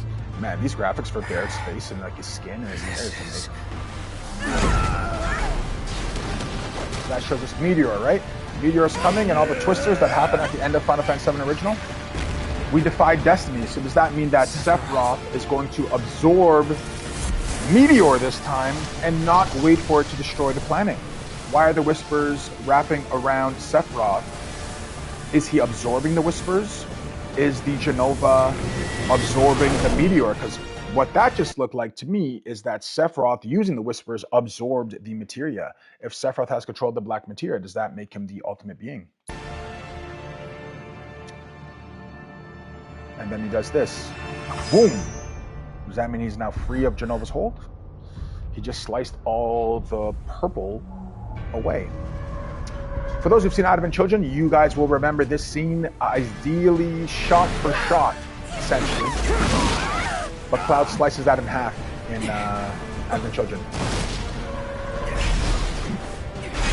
Like that.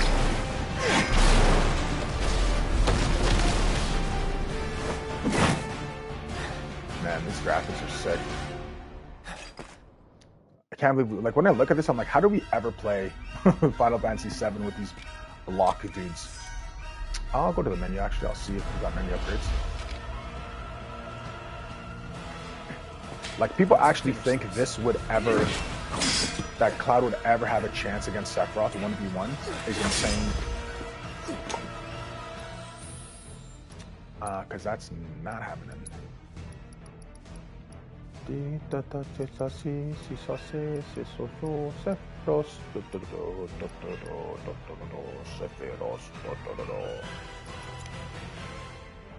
I'll use this.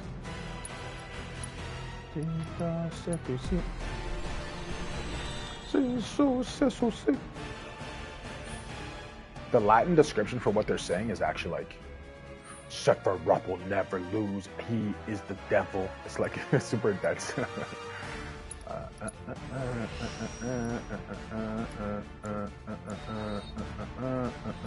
Sephiroth.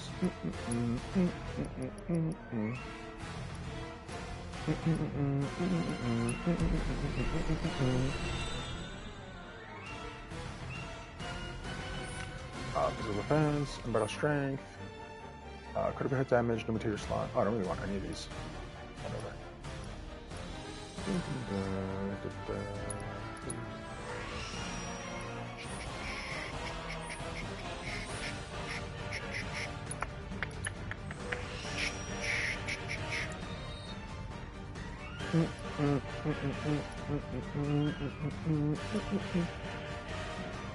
I really want to wear these, to be honest.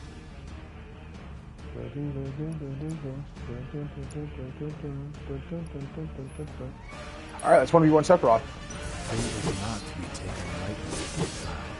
Shut up!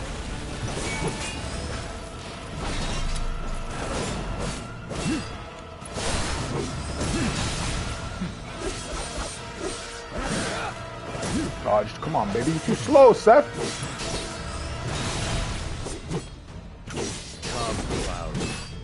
Dodge, bro. Parry. A little late. Alright, dodge that. Oh, I thought I had him there. I have him here, though. Got him! You're done. Yeah, I better run away, chicken.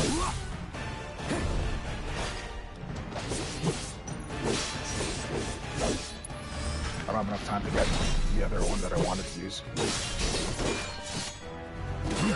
Do I frighten you? Nah, don't frighten me, buddy. Beep, bop, bop, beep, bop, beep, beep, beep, beep. I dodged that, bro.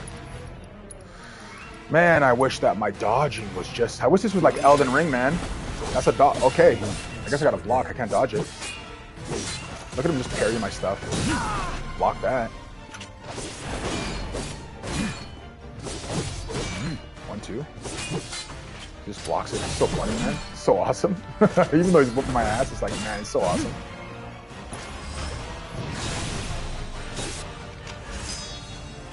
Jenova. So we know that Jenova still exists because there's Jenova on the sword. So we know the Harbinger, the purple, maybe didn't mean Jenova. When you see purple, understand Jenova. That's my mindset. That's what I've developed throughout this entirety of this playthrough. That's what I understood throughout the entirety of the additions that they've added to the lore in Ever Crisis First Soldier and also in Rebirth. Yeah, so what? Screw him. Thanks for forgiveness. That's it. Aerith, you need some healing help here. So Wow, he reversed on me. I'll take care of him. Cut and catch. Stop it. Alright. Nice. Okay, heal him.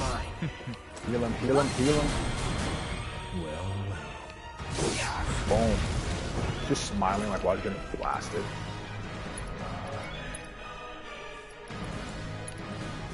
Heal Cloud. Have enough time? Maybe not.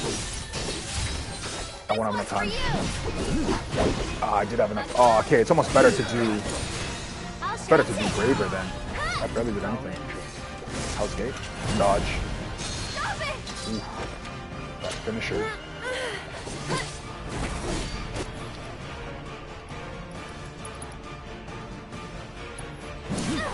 My turn. what hope? Oh, he's hope. Oh, I shouldn't have done this. Bro. Keep it together. Sure. However I can help. No need to panic. You can do it. Yeah, he's locked. It's damage locked. Okay, the black feather comes out. Like, see? It's just like, oh yeah, he just stopped from slicing his head off. He just put his sword right in front of him. It's a little bit ridiculous when you think about it. Better late than never. You're right there, better late than never.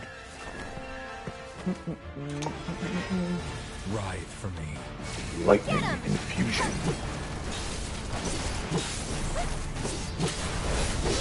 Go away. Don't have a cold. Guess it's my turn. You're up. Go on. Oh, that's gonna hit me. That's gonna hit me again. Why don't you lead the way?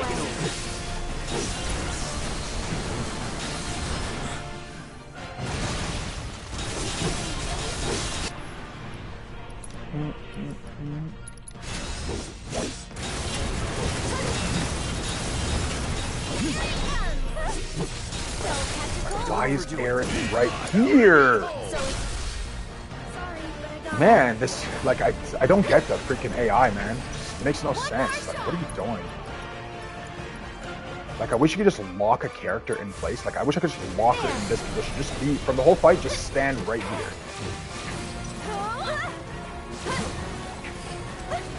Get out of it, get out of it.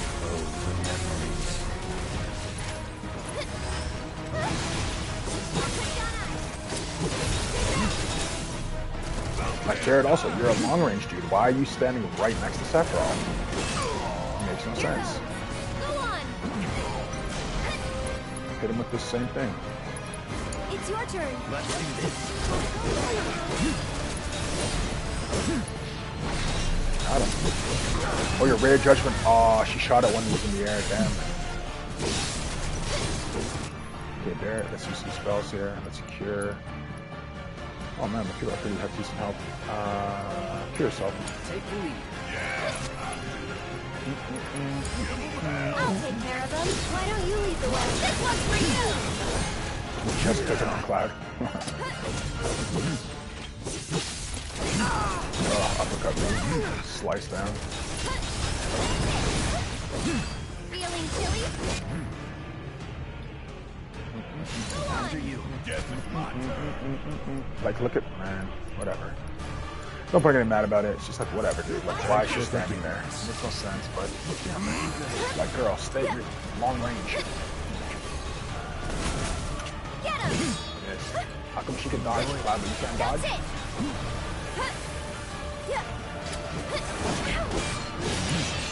Take it away.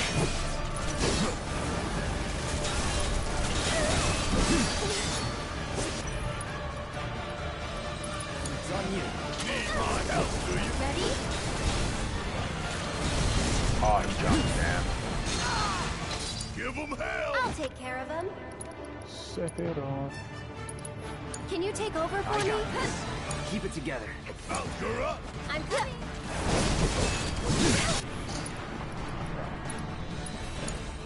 Stay back.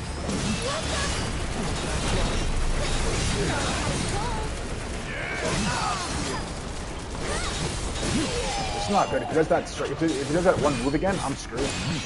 I'll do what I can. Yeah.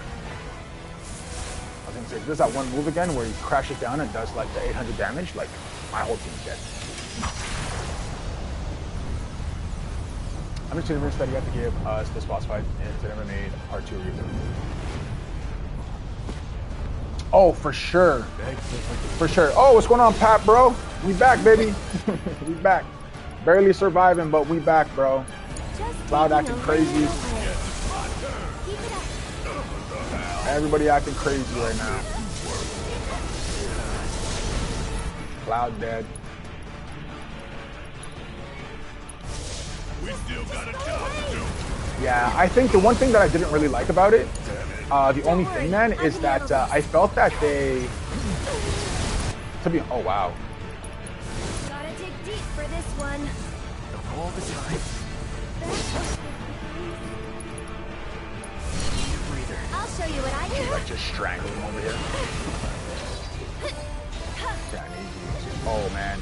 Oh, Sephiroth defeated. Okay, I thought he still had one more. I thought Tifa jumped in on part 2. Oh, there she is. She's there for the cinematic. Tifa! About time you showed. Yeah, man, Pat, we talked a lot about today about a bunch of kind of theories, different theories going on in the chat. One kind of prevailing one is the multiple timelines. One is the Omni Aerith idea. And I'm trying to find a concrete. I'm at work, had the stream going on. Yo, man, don't get in trouble. I take no responsibility. Hey, don't send me a bill. Don't send me a fine or nothing that happens at work, bro.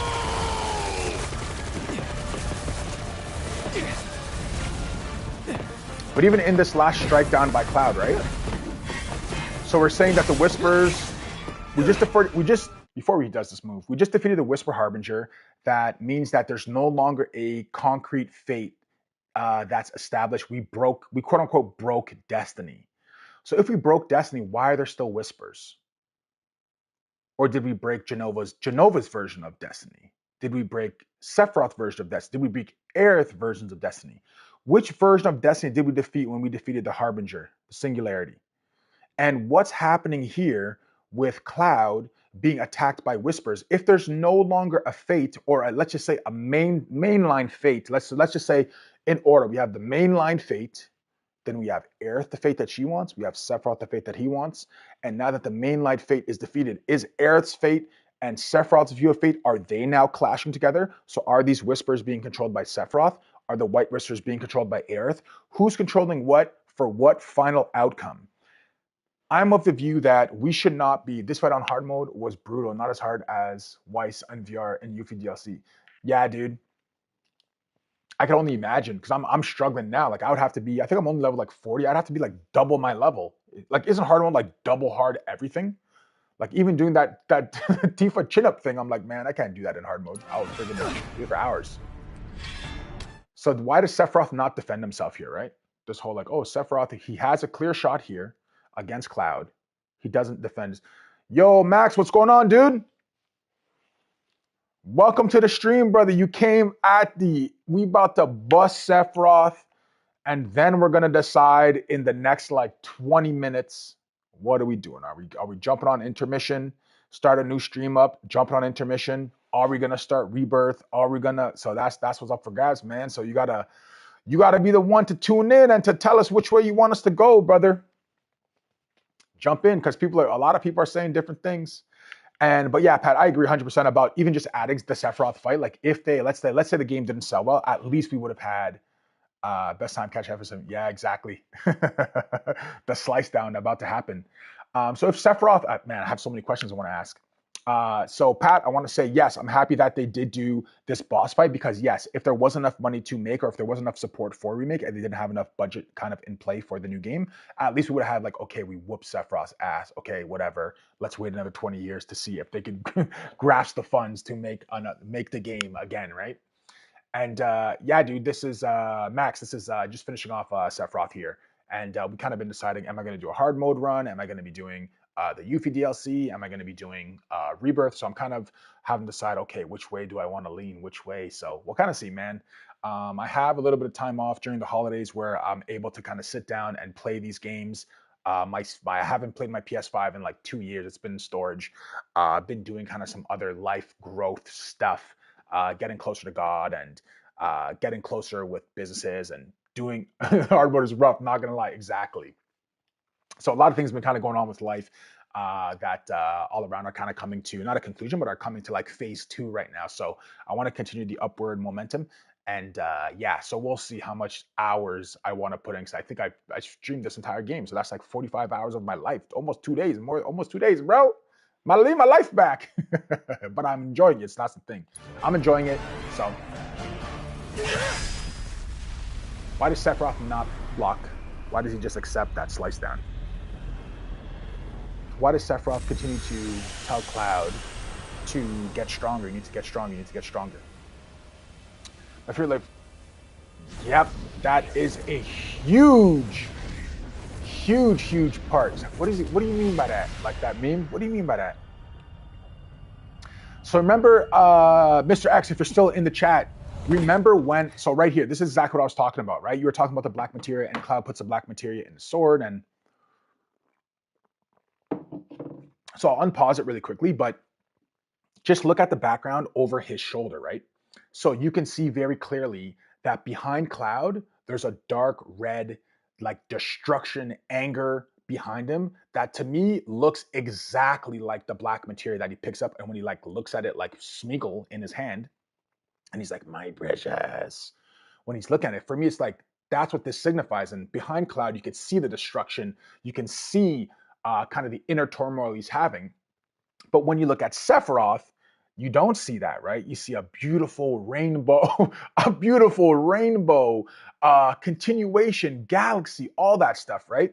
And I said this earlier on that I would reread this part, but just for everybody who's new, who's tuning in. So I do a lot of lore discussions about the dialogue, about what's going on in the game. And I just want to read this really quickly. So in the game, we're told on page 734 of the Ultimania remake, we are told there are 4 versions of Sephiroth. The top of the paragraph of this I guess part of the remake, Ultimania, is who is the Sephiroth that appears in the end? And what we can see is that there's 4 different Sephiroth. There's an illusion, there's a recollection by Cloud, there's the Black Cloaked Man, and then there's an unknown Sephiroth, okay? An unknown Sephiroth.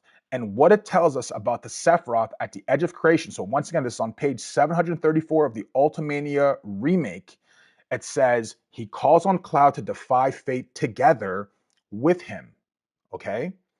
Incidentally, Sephiroth refers to himself in this scene using the Japanese first-person pronoun, ore, just like he did prior, so before meeting Jenova 5 years ago. Ordinarily, Sephiroth in the dialogue refers to himself as Watashi. So we have to understand the person we're seeing right now is referencing to himself in the first pronoun, ore, which is the mindset that Sephiroth had before he was manipulated by Jenova 5 years ago at the Nibelheim reactor.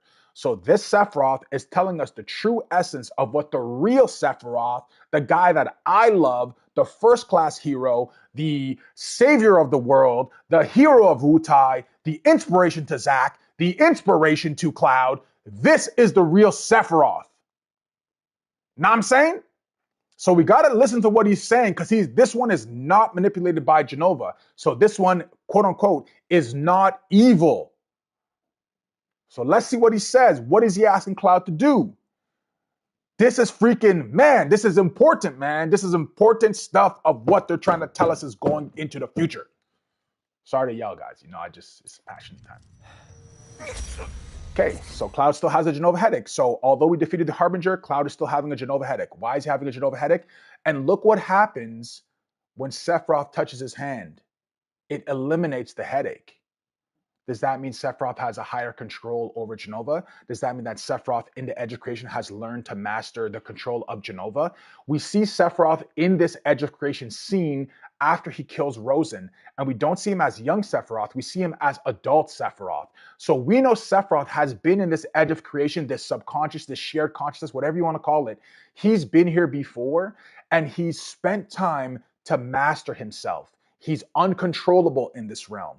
What is he asking of Cloud? And does he need anything from Cloud? Is he asking for help? Is he asking for revenge? What is Sephiroth asking for after he heals Cloud's Jenova headache right here?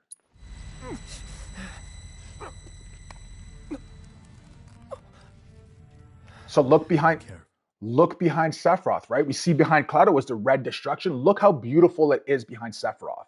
A beautiful galaxy, a new beginning, all the colors mixed in together. Remember, he says one day, meaning it's going to happen soon, eventually. Wait a second. Let me get back to the chat. I'm stuck on the Rebirth Ultimania. Okay. The singularity area is intentional. Pulse your MP does not regenerate in hard mode, and you can't use items. Oh snap! Yeah, bro, I'd be dead, bro. I use so many freaking Phoenix Downs. I'd have to use revival nonstop. Hero Sephiroth. Remember, he says one day, meaning it's going to happen soon, eventually. Yep, agree. Full now. That which lies ahead does not yet exist. Echoing the idea that you've changed destiny. The future is untold. The future isn't written. The future is a blank page. Cloud, look behind Cloud now again. The imagery matters. They did this deliberately. Behind Cloud is anger, rage, black materia behind him right now. Destruction, red. I see only red anger. I need to avenge my Nibelheim. I need to avenge my mom. That's Cloud's. What Cloud's like, I don't care whatever you have to say, bro. Like, you're dying right now. Sephiroth, calm, chilling. Look at what Sephiroth looks at. Our world will become a part of it. Our world will become part of it one day. But I will. So what is he talking about? He's talking about the a concept that is in Dirge of Cerberus, which is the universal life stream. Our world will become one of it one day, but I will not end. What is he saying? I'm going to overcome? I'm going to overcome death? Is that what he's saying? The edge of creation, bro. The edge of creation. The beginning and the end. Because time does not exist. We're not going to get into that right now, but time doesn't exist. Clocks exist. Cloud, lend me your strength. And this part, lend me your strength. For me, my understanding, my bias, my view of the game is this is a call from Sephiroth to ask Cloud for strength to destroy Jenova's hold on the world. Why do I think that? Because throughout the entirety of Final Fantasy VII Remake, Sephiroth is kind of taunting Cloud. It's like, you're not strong enough. You need to get stronger. You failed again. You're going to fail again. He does it multiple times because Cloud's initial reason for joining the Shinra military to become a soldier is to complete his promise he made to Tifa when they were kids. If I was strong enough, he tells us in the live stream scene in Final Fantasy VII OG, if I was strong enough, she would have never gotten hurt. I could have protected her. And Sephiroth is reminding Cloud, you need to get stronger, you need to get stronger, you need to get stronger. So why would a Sephiroth from the future, knowing that Cloud whoops his ass, come back to the past and say, hey, Cloud, you need to get even stronger so when we fight, you can whoop my ass even worse? That's what, for me, the logic doesn't logic, right? Let us defy destiny together. And the established destiny is Jenova's control over Sephiroth. But Cloud is too angry. Never. And I'll play this entire scene, and I wish I could play it in slow motion. But look how, remember, this is pre-Jenova manipulated Sephiroth. Look how he fucking whoops Cloud's ass. To be honest, he just whoops his ass so bad. He's smiling the whole time. And if you actually look at Sephiroth with his Masamune, you'll see he's like throwing it up in the air, grabbing it with the other hand. Cloud's trying to fake him out. I'm going to hit you on the right side. And then boom, quick flash, tries to hit him on the left. And Sephiroth is smiling, just block, disarm. You think Cloud could beat Sephiroth? You think this guy with this big ass sword can beat a guy who's laughing while they're fighting?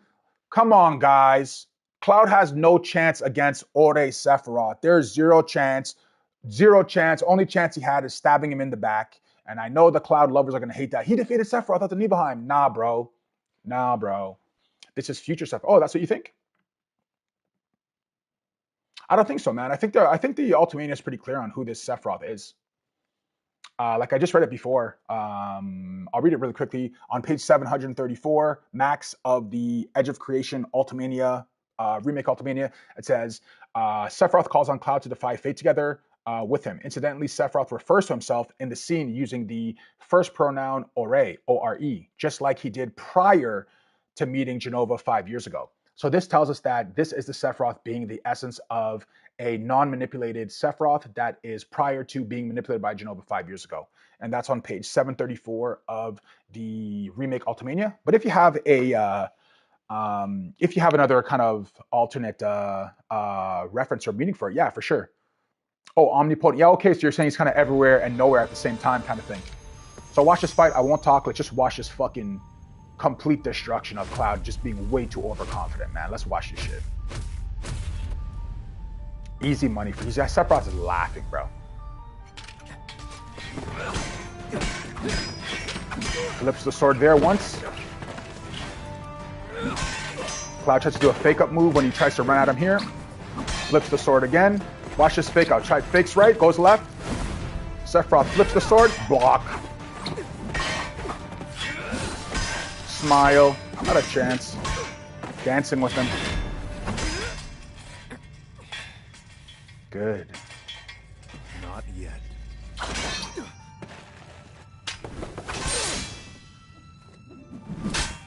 So why doesn't Sephiroth just kill him right here? For the people like, oh, Sephiroth did this. He just stabbed Cloud in the head right here. He's messing with Cloud. No, bro, he just killed Cloud. Just kill Cloud. He could literally 1v1 every single person on the earth and win that way.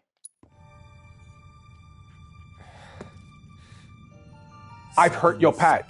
Oh, I just talked. Okay, sorry, I'll play this part. Till the end. Time enough for you, perhaps. But what will you do with it? Let's see. So, okay, so I've heard that idea about the Omni Slash, and I really, really, really like that idea. That eventually, like when he goes to do it, it's actually gonna land, because that's the move we kind of finished Sephiroth off with in the final, when he's in his pants and he has a friggin' 8-pack and he has the fresh ass friggin' silver fox hair just chilling. I love that. Yeah, dude, it's awesome. It's awesome. Because that's how Sephiroth ends his scene, right? So remember, Rufus just killed Glenn before coming here, right? Mr. Vice President. Mr. President, put some respect on my name, is what Rufus is saying here. Mr. President. Just ignores Heidegger. That's right.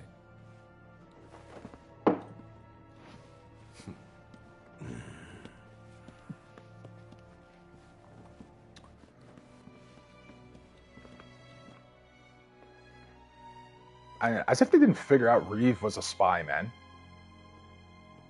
Like Heidegger's supposed to be this big kind of Shinra military covert whatever. It's like Reeve is literally a spy right in front of you guys. Rufus's friggin' outfit is nasty. Like obviously I couldn't wear something like that, but looks fresh as hell. Same pose as his dad.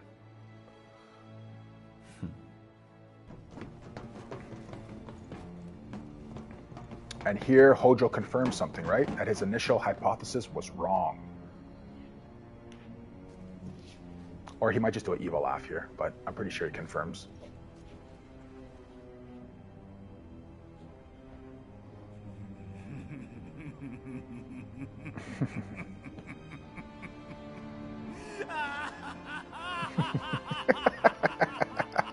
So funny, man. It's like, yeah, typical mad scientist. Okay, best part of the entire game. Best part of the entire game. The true timeline, the only real timeline. This should be the main timeline. Because like I was saying before, Zack's story is like 6 years. Cloud's story is like 6 to 8 months. Yeah, exactly. Can't wait to kill, well, quote unquote, kill him, right? Because you only kill his physical form. His intellectual, conscious form evolves into the World Wide Web. Introduce Terrier Timeline. That's it? Man, I remember seeing this and I was so shocked, man. I was so shocked at the end. I was like, what the fuck? It's like, what just happened? I was like, what happened? My whole life was like, what? We lived! I remember crying after a basketball tournament when I had PSP and was playing freaking Crisis Core on PSP that I borrowed from my buddy David. You see that? See, Cloud is still passed out, right?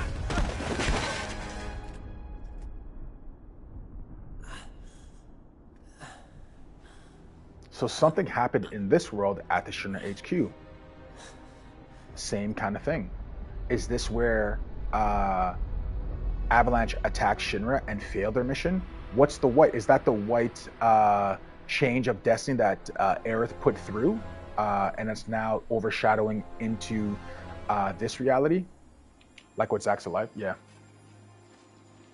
Yeah, man, that scene, man, when he dies and pulls Cloud and he's crying and Cloud's like yells, and I was like, man, this is so epic of a scene. Like amazing voice acting. I was like, I was right there. It's like I was standing outside these stones at Midgard just watching Cloud yell. I was like, man, so sad. If you see Aerith, say hi for me. Oh man, killer emotions.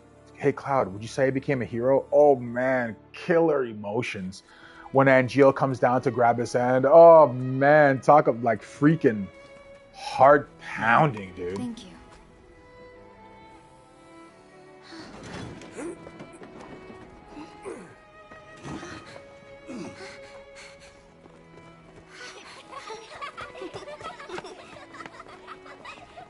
I remember a long time ago when I made one of my first videos, somebody told me that the seventh heaven sign was different in the final scene. I don't really understand how it's different. It looks the same.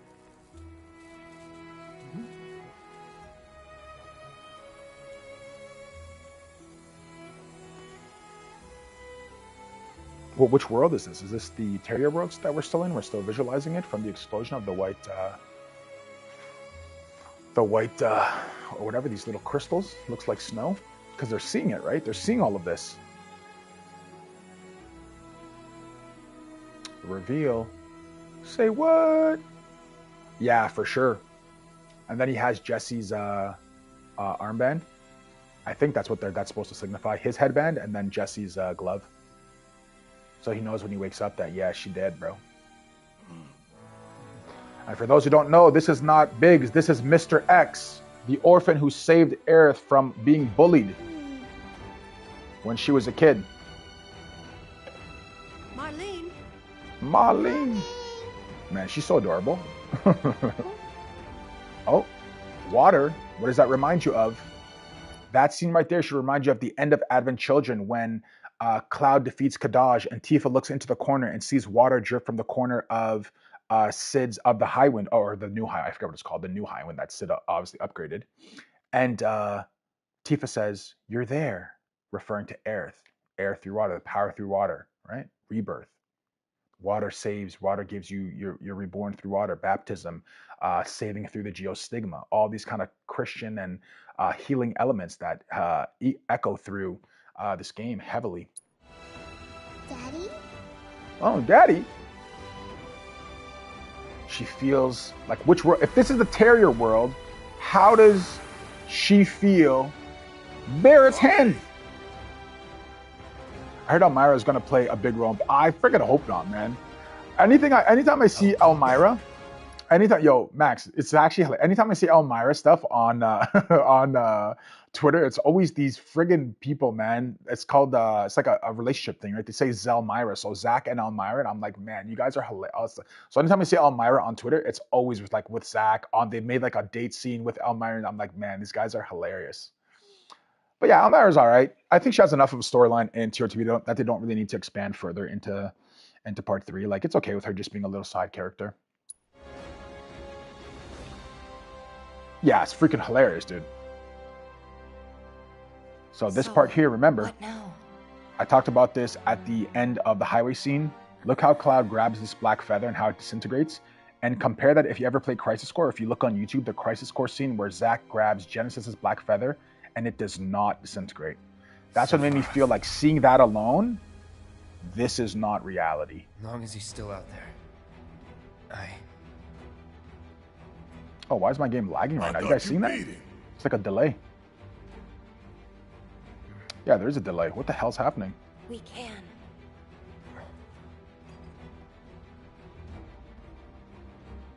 We will. Why is it lagging? You guys seen this? If it's to be a hunt. Or is it clear on your end? They're like moving in like 0.75. They're not moving at normal speed. Yeah, they're delayed. Whole scene feels like it's detached from reality. Yeah, 100%. In context, yeah. That's my highest understanding of what's happening here. And like, how did they get from the highway to the edge of Midgar? Like, did they just like, how did they even get to where they're standing right now? Oof, the rain. It rained. It rained. Okay, now it's back to normal now. It rained when... So Cloud should remember this scene perfectly, right? Because it rained when he got the Buster Sword when Zack died. So this should be a huge... Or Sigog... No, it just... Yeah, exactly. Part 3 will show us. 100%. Almost there, Cloud. We're almost there. So this is how I believe Cloud is currently. A dead zombie guy, Mako. I don't believe he's the awake guy we see on the far right over there. And why does Aerith feels him, right? Touches her heart. She feels him. And Zack, I don't know if he senses Aerith, but he's smiling because he's like, I'm going to be able to complete my promise. Promise made to Aerith. And look, they changed the end of this dialogue. The sky. I don't like it. Sick song. The unknown journey will continue, guys. The unknown journey, not the known journey. The unknown journey will continue. So stick around for a little bit, guys, while this plays, but I don't want to get copyright, so I'll kind of fast forward this music. But any last questions about the game, about the lore, anything you guys might have questions about, let's talk about it. We've got a couple minutes here, and we might end this stream. I might grab a quick smoke or a quick coffee, and intermission might be right up, man. I'm feeling good. I got the good energy in me right now. I'm feeling pumped. Know what I'm saying?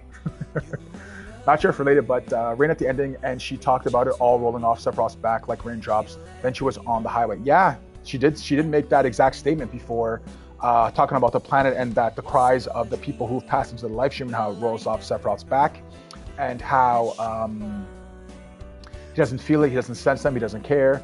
And yep, right there, kind of falling down on her hand, and yeah.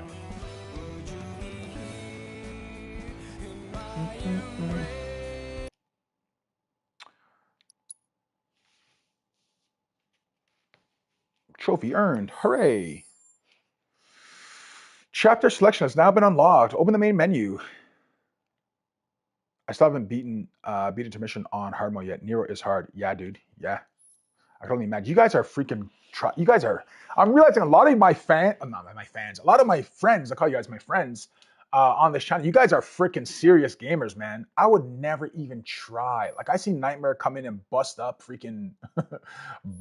like all these things. I'm like, dude, you guys are insane, man. The way that you guys just kind of beat things down, and yeah, exactly. First playthrough, right? Yeah, I haven't played it since release. I don't think. I played it twice when it came out, then I played it again a couple months after. But since then, man, this is what, 2019. That's like it's crazy. Eh? Time flies. It's like 6 years ago. Feels like 2 years ago, right? But when you think that's like when Rebirth came out, it's crazy how fast we get old, man. It's crazy how fast we get old. So yeah, I'm pretty much done with all this. So what is it saying? You can go to any episode you want. 2-episode portion of the game is separate from the main story. Blah, blah, blah. Redeem voucher. Yeah, Nightmare's insane, dude. That guy's the freaking... I was talking to him. I got into... I was streaming. He's like, yo, let's jump on a call. So I talked to him for like 2 hours about a whole bunch of different philosophy and social things that are going on in the world. And he's very, very smart guy, man. He reads a lot. So it was a very, very fun conversation to have. Because I like having like...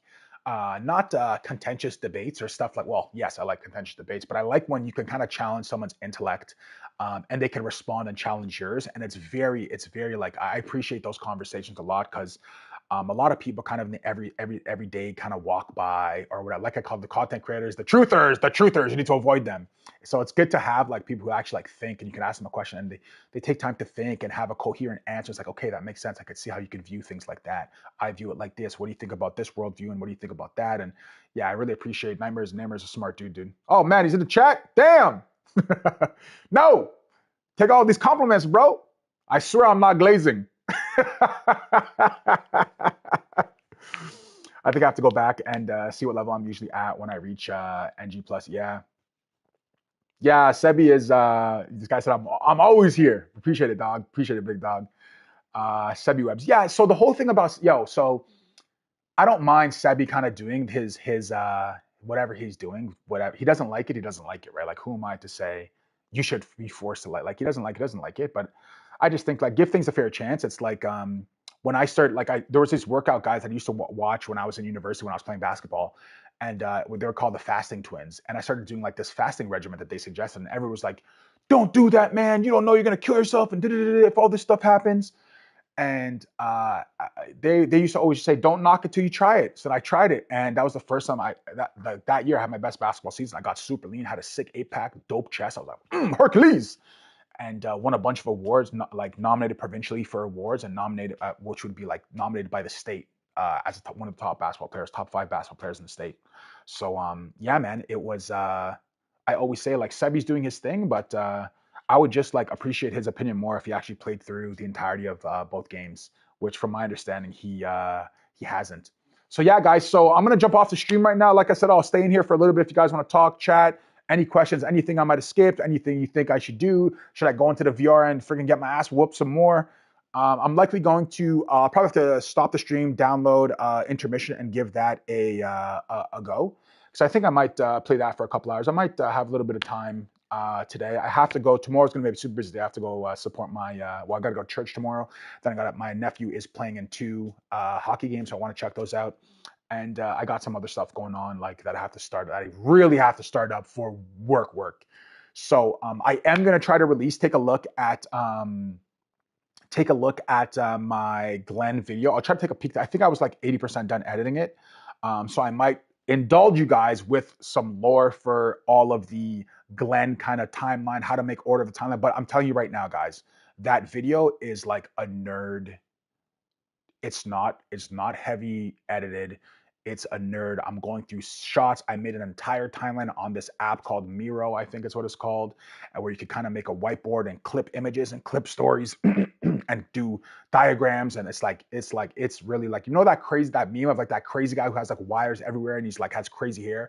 That's kind of what the video is. And I was like, man, I shouldn't even release this. I look like an insane freaking geeked out nerd, but I'm going to release it. I just got to put some fine touches, make sure I'm not stuttering too much because you know me, when I get excited, I start to So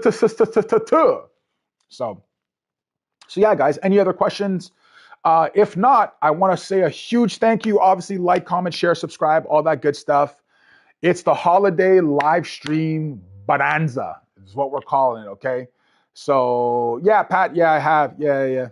I played everything Final Fantasy VII, man. Everything Final Fantasy VII, bro. Everything Final Fantasy VII. I'm just hoping I maybe get the book for my birthday, the new one that comes out in January. So I'll definitely want to sit down and give that a read. I'm hardcore on these games. Only 2 platinum trophies I own. Oh, dude, that's nasty though. At least you got the the most important ones, right? Expedition. I don't know. It looks like an amazing game. It looks like an amazing game, dude. But I would be more tempted to do, if I was to do kind of like an order. I gotta shout out Nick, bro, because Nick has been Nick has been an OG from like my original Star Wars channel. So I would almost want to do kind of like maybe a Jedi. I have like all the new Jedi stuff. I think it's Jedi Fallen Order and Jedi Survivor, and those are really sick games. Those are sick games. But I don't want to mix the Final Fantasy fam with the Star Wars fam. But I really love the Star and like the Star Wars stuff. I could talk just like you think Final Fantasy VII's bad, dude. The Star Wars lore that I got, bro, it's worse.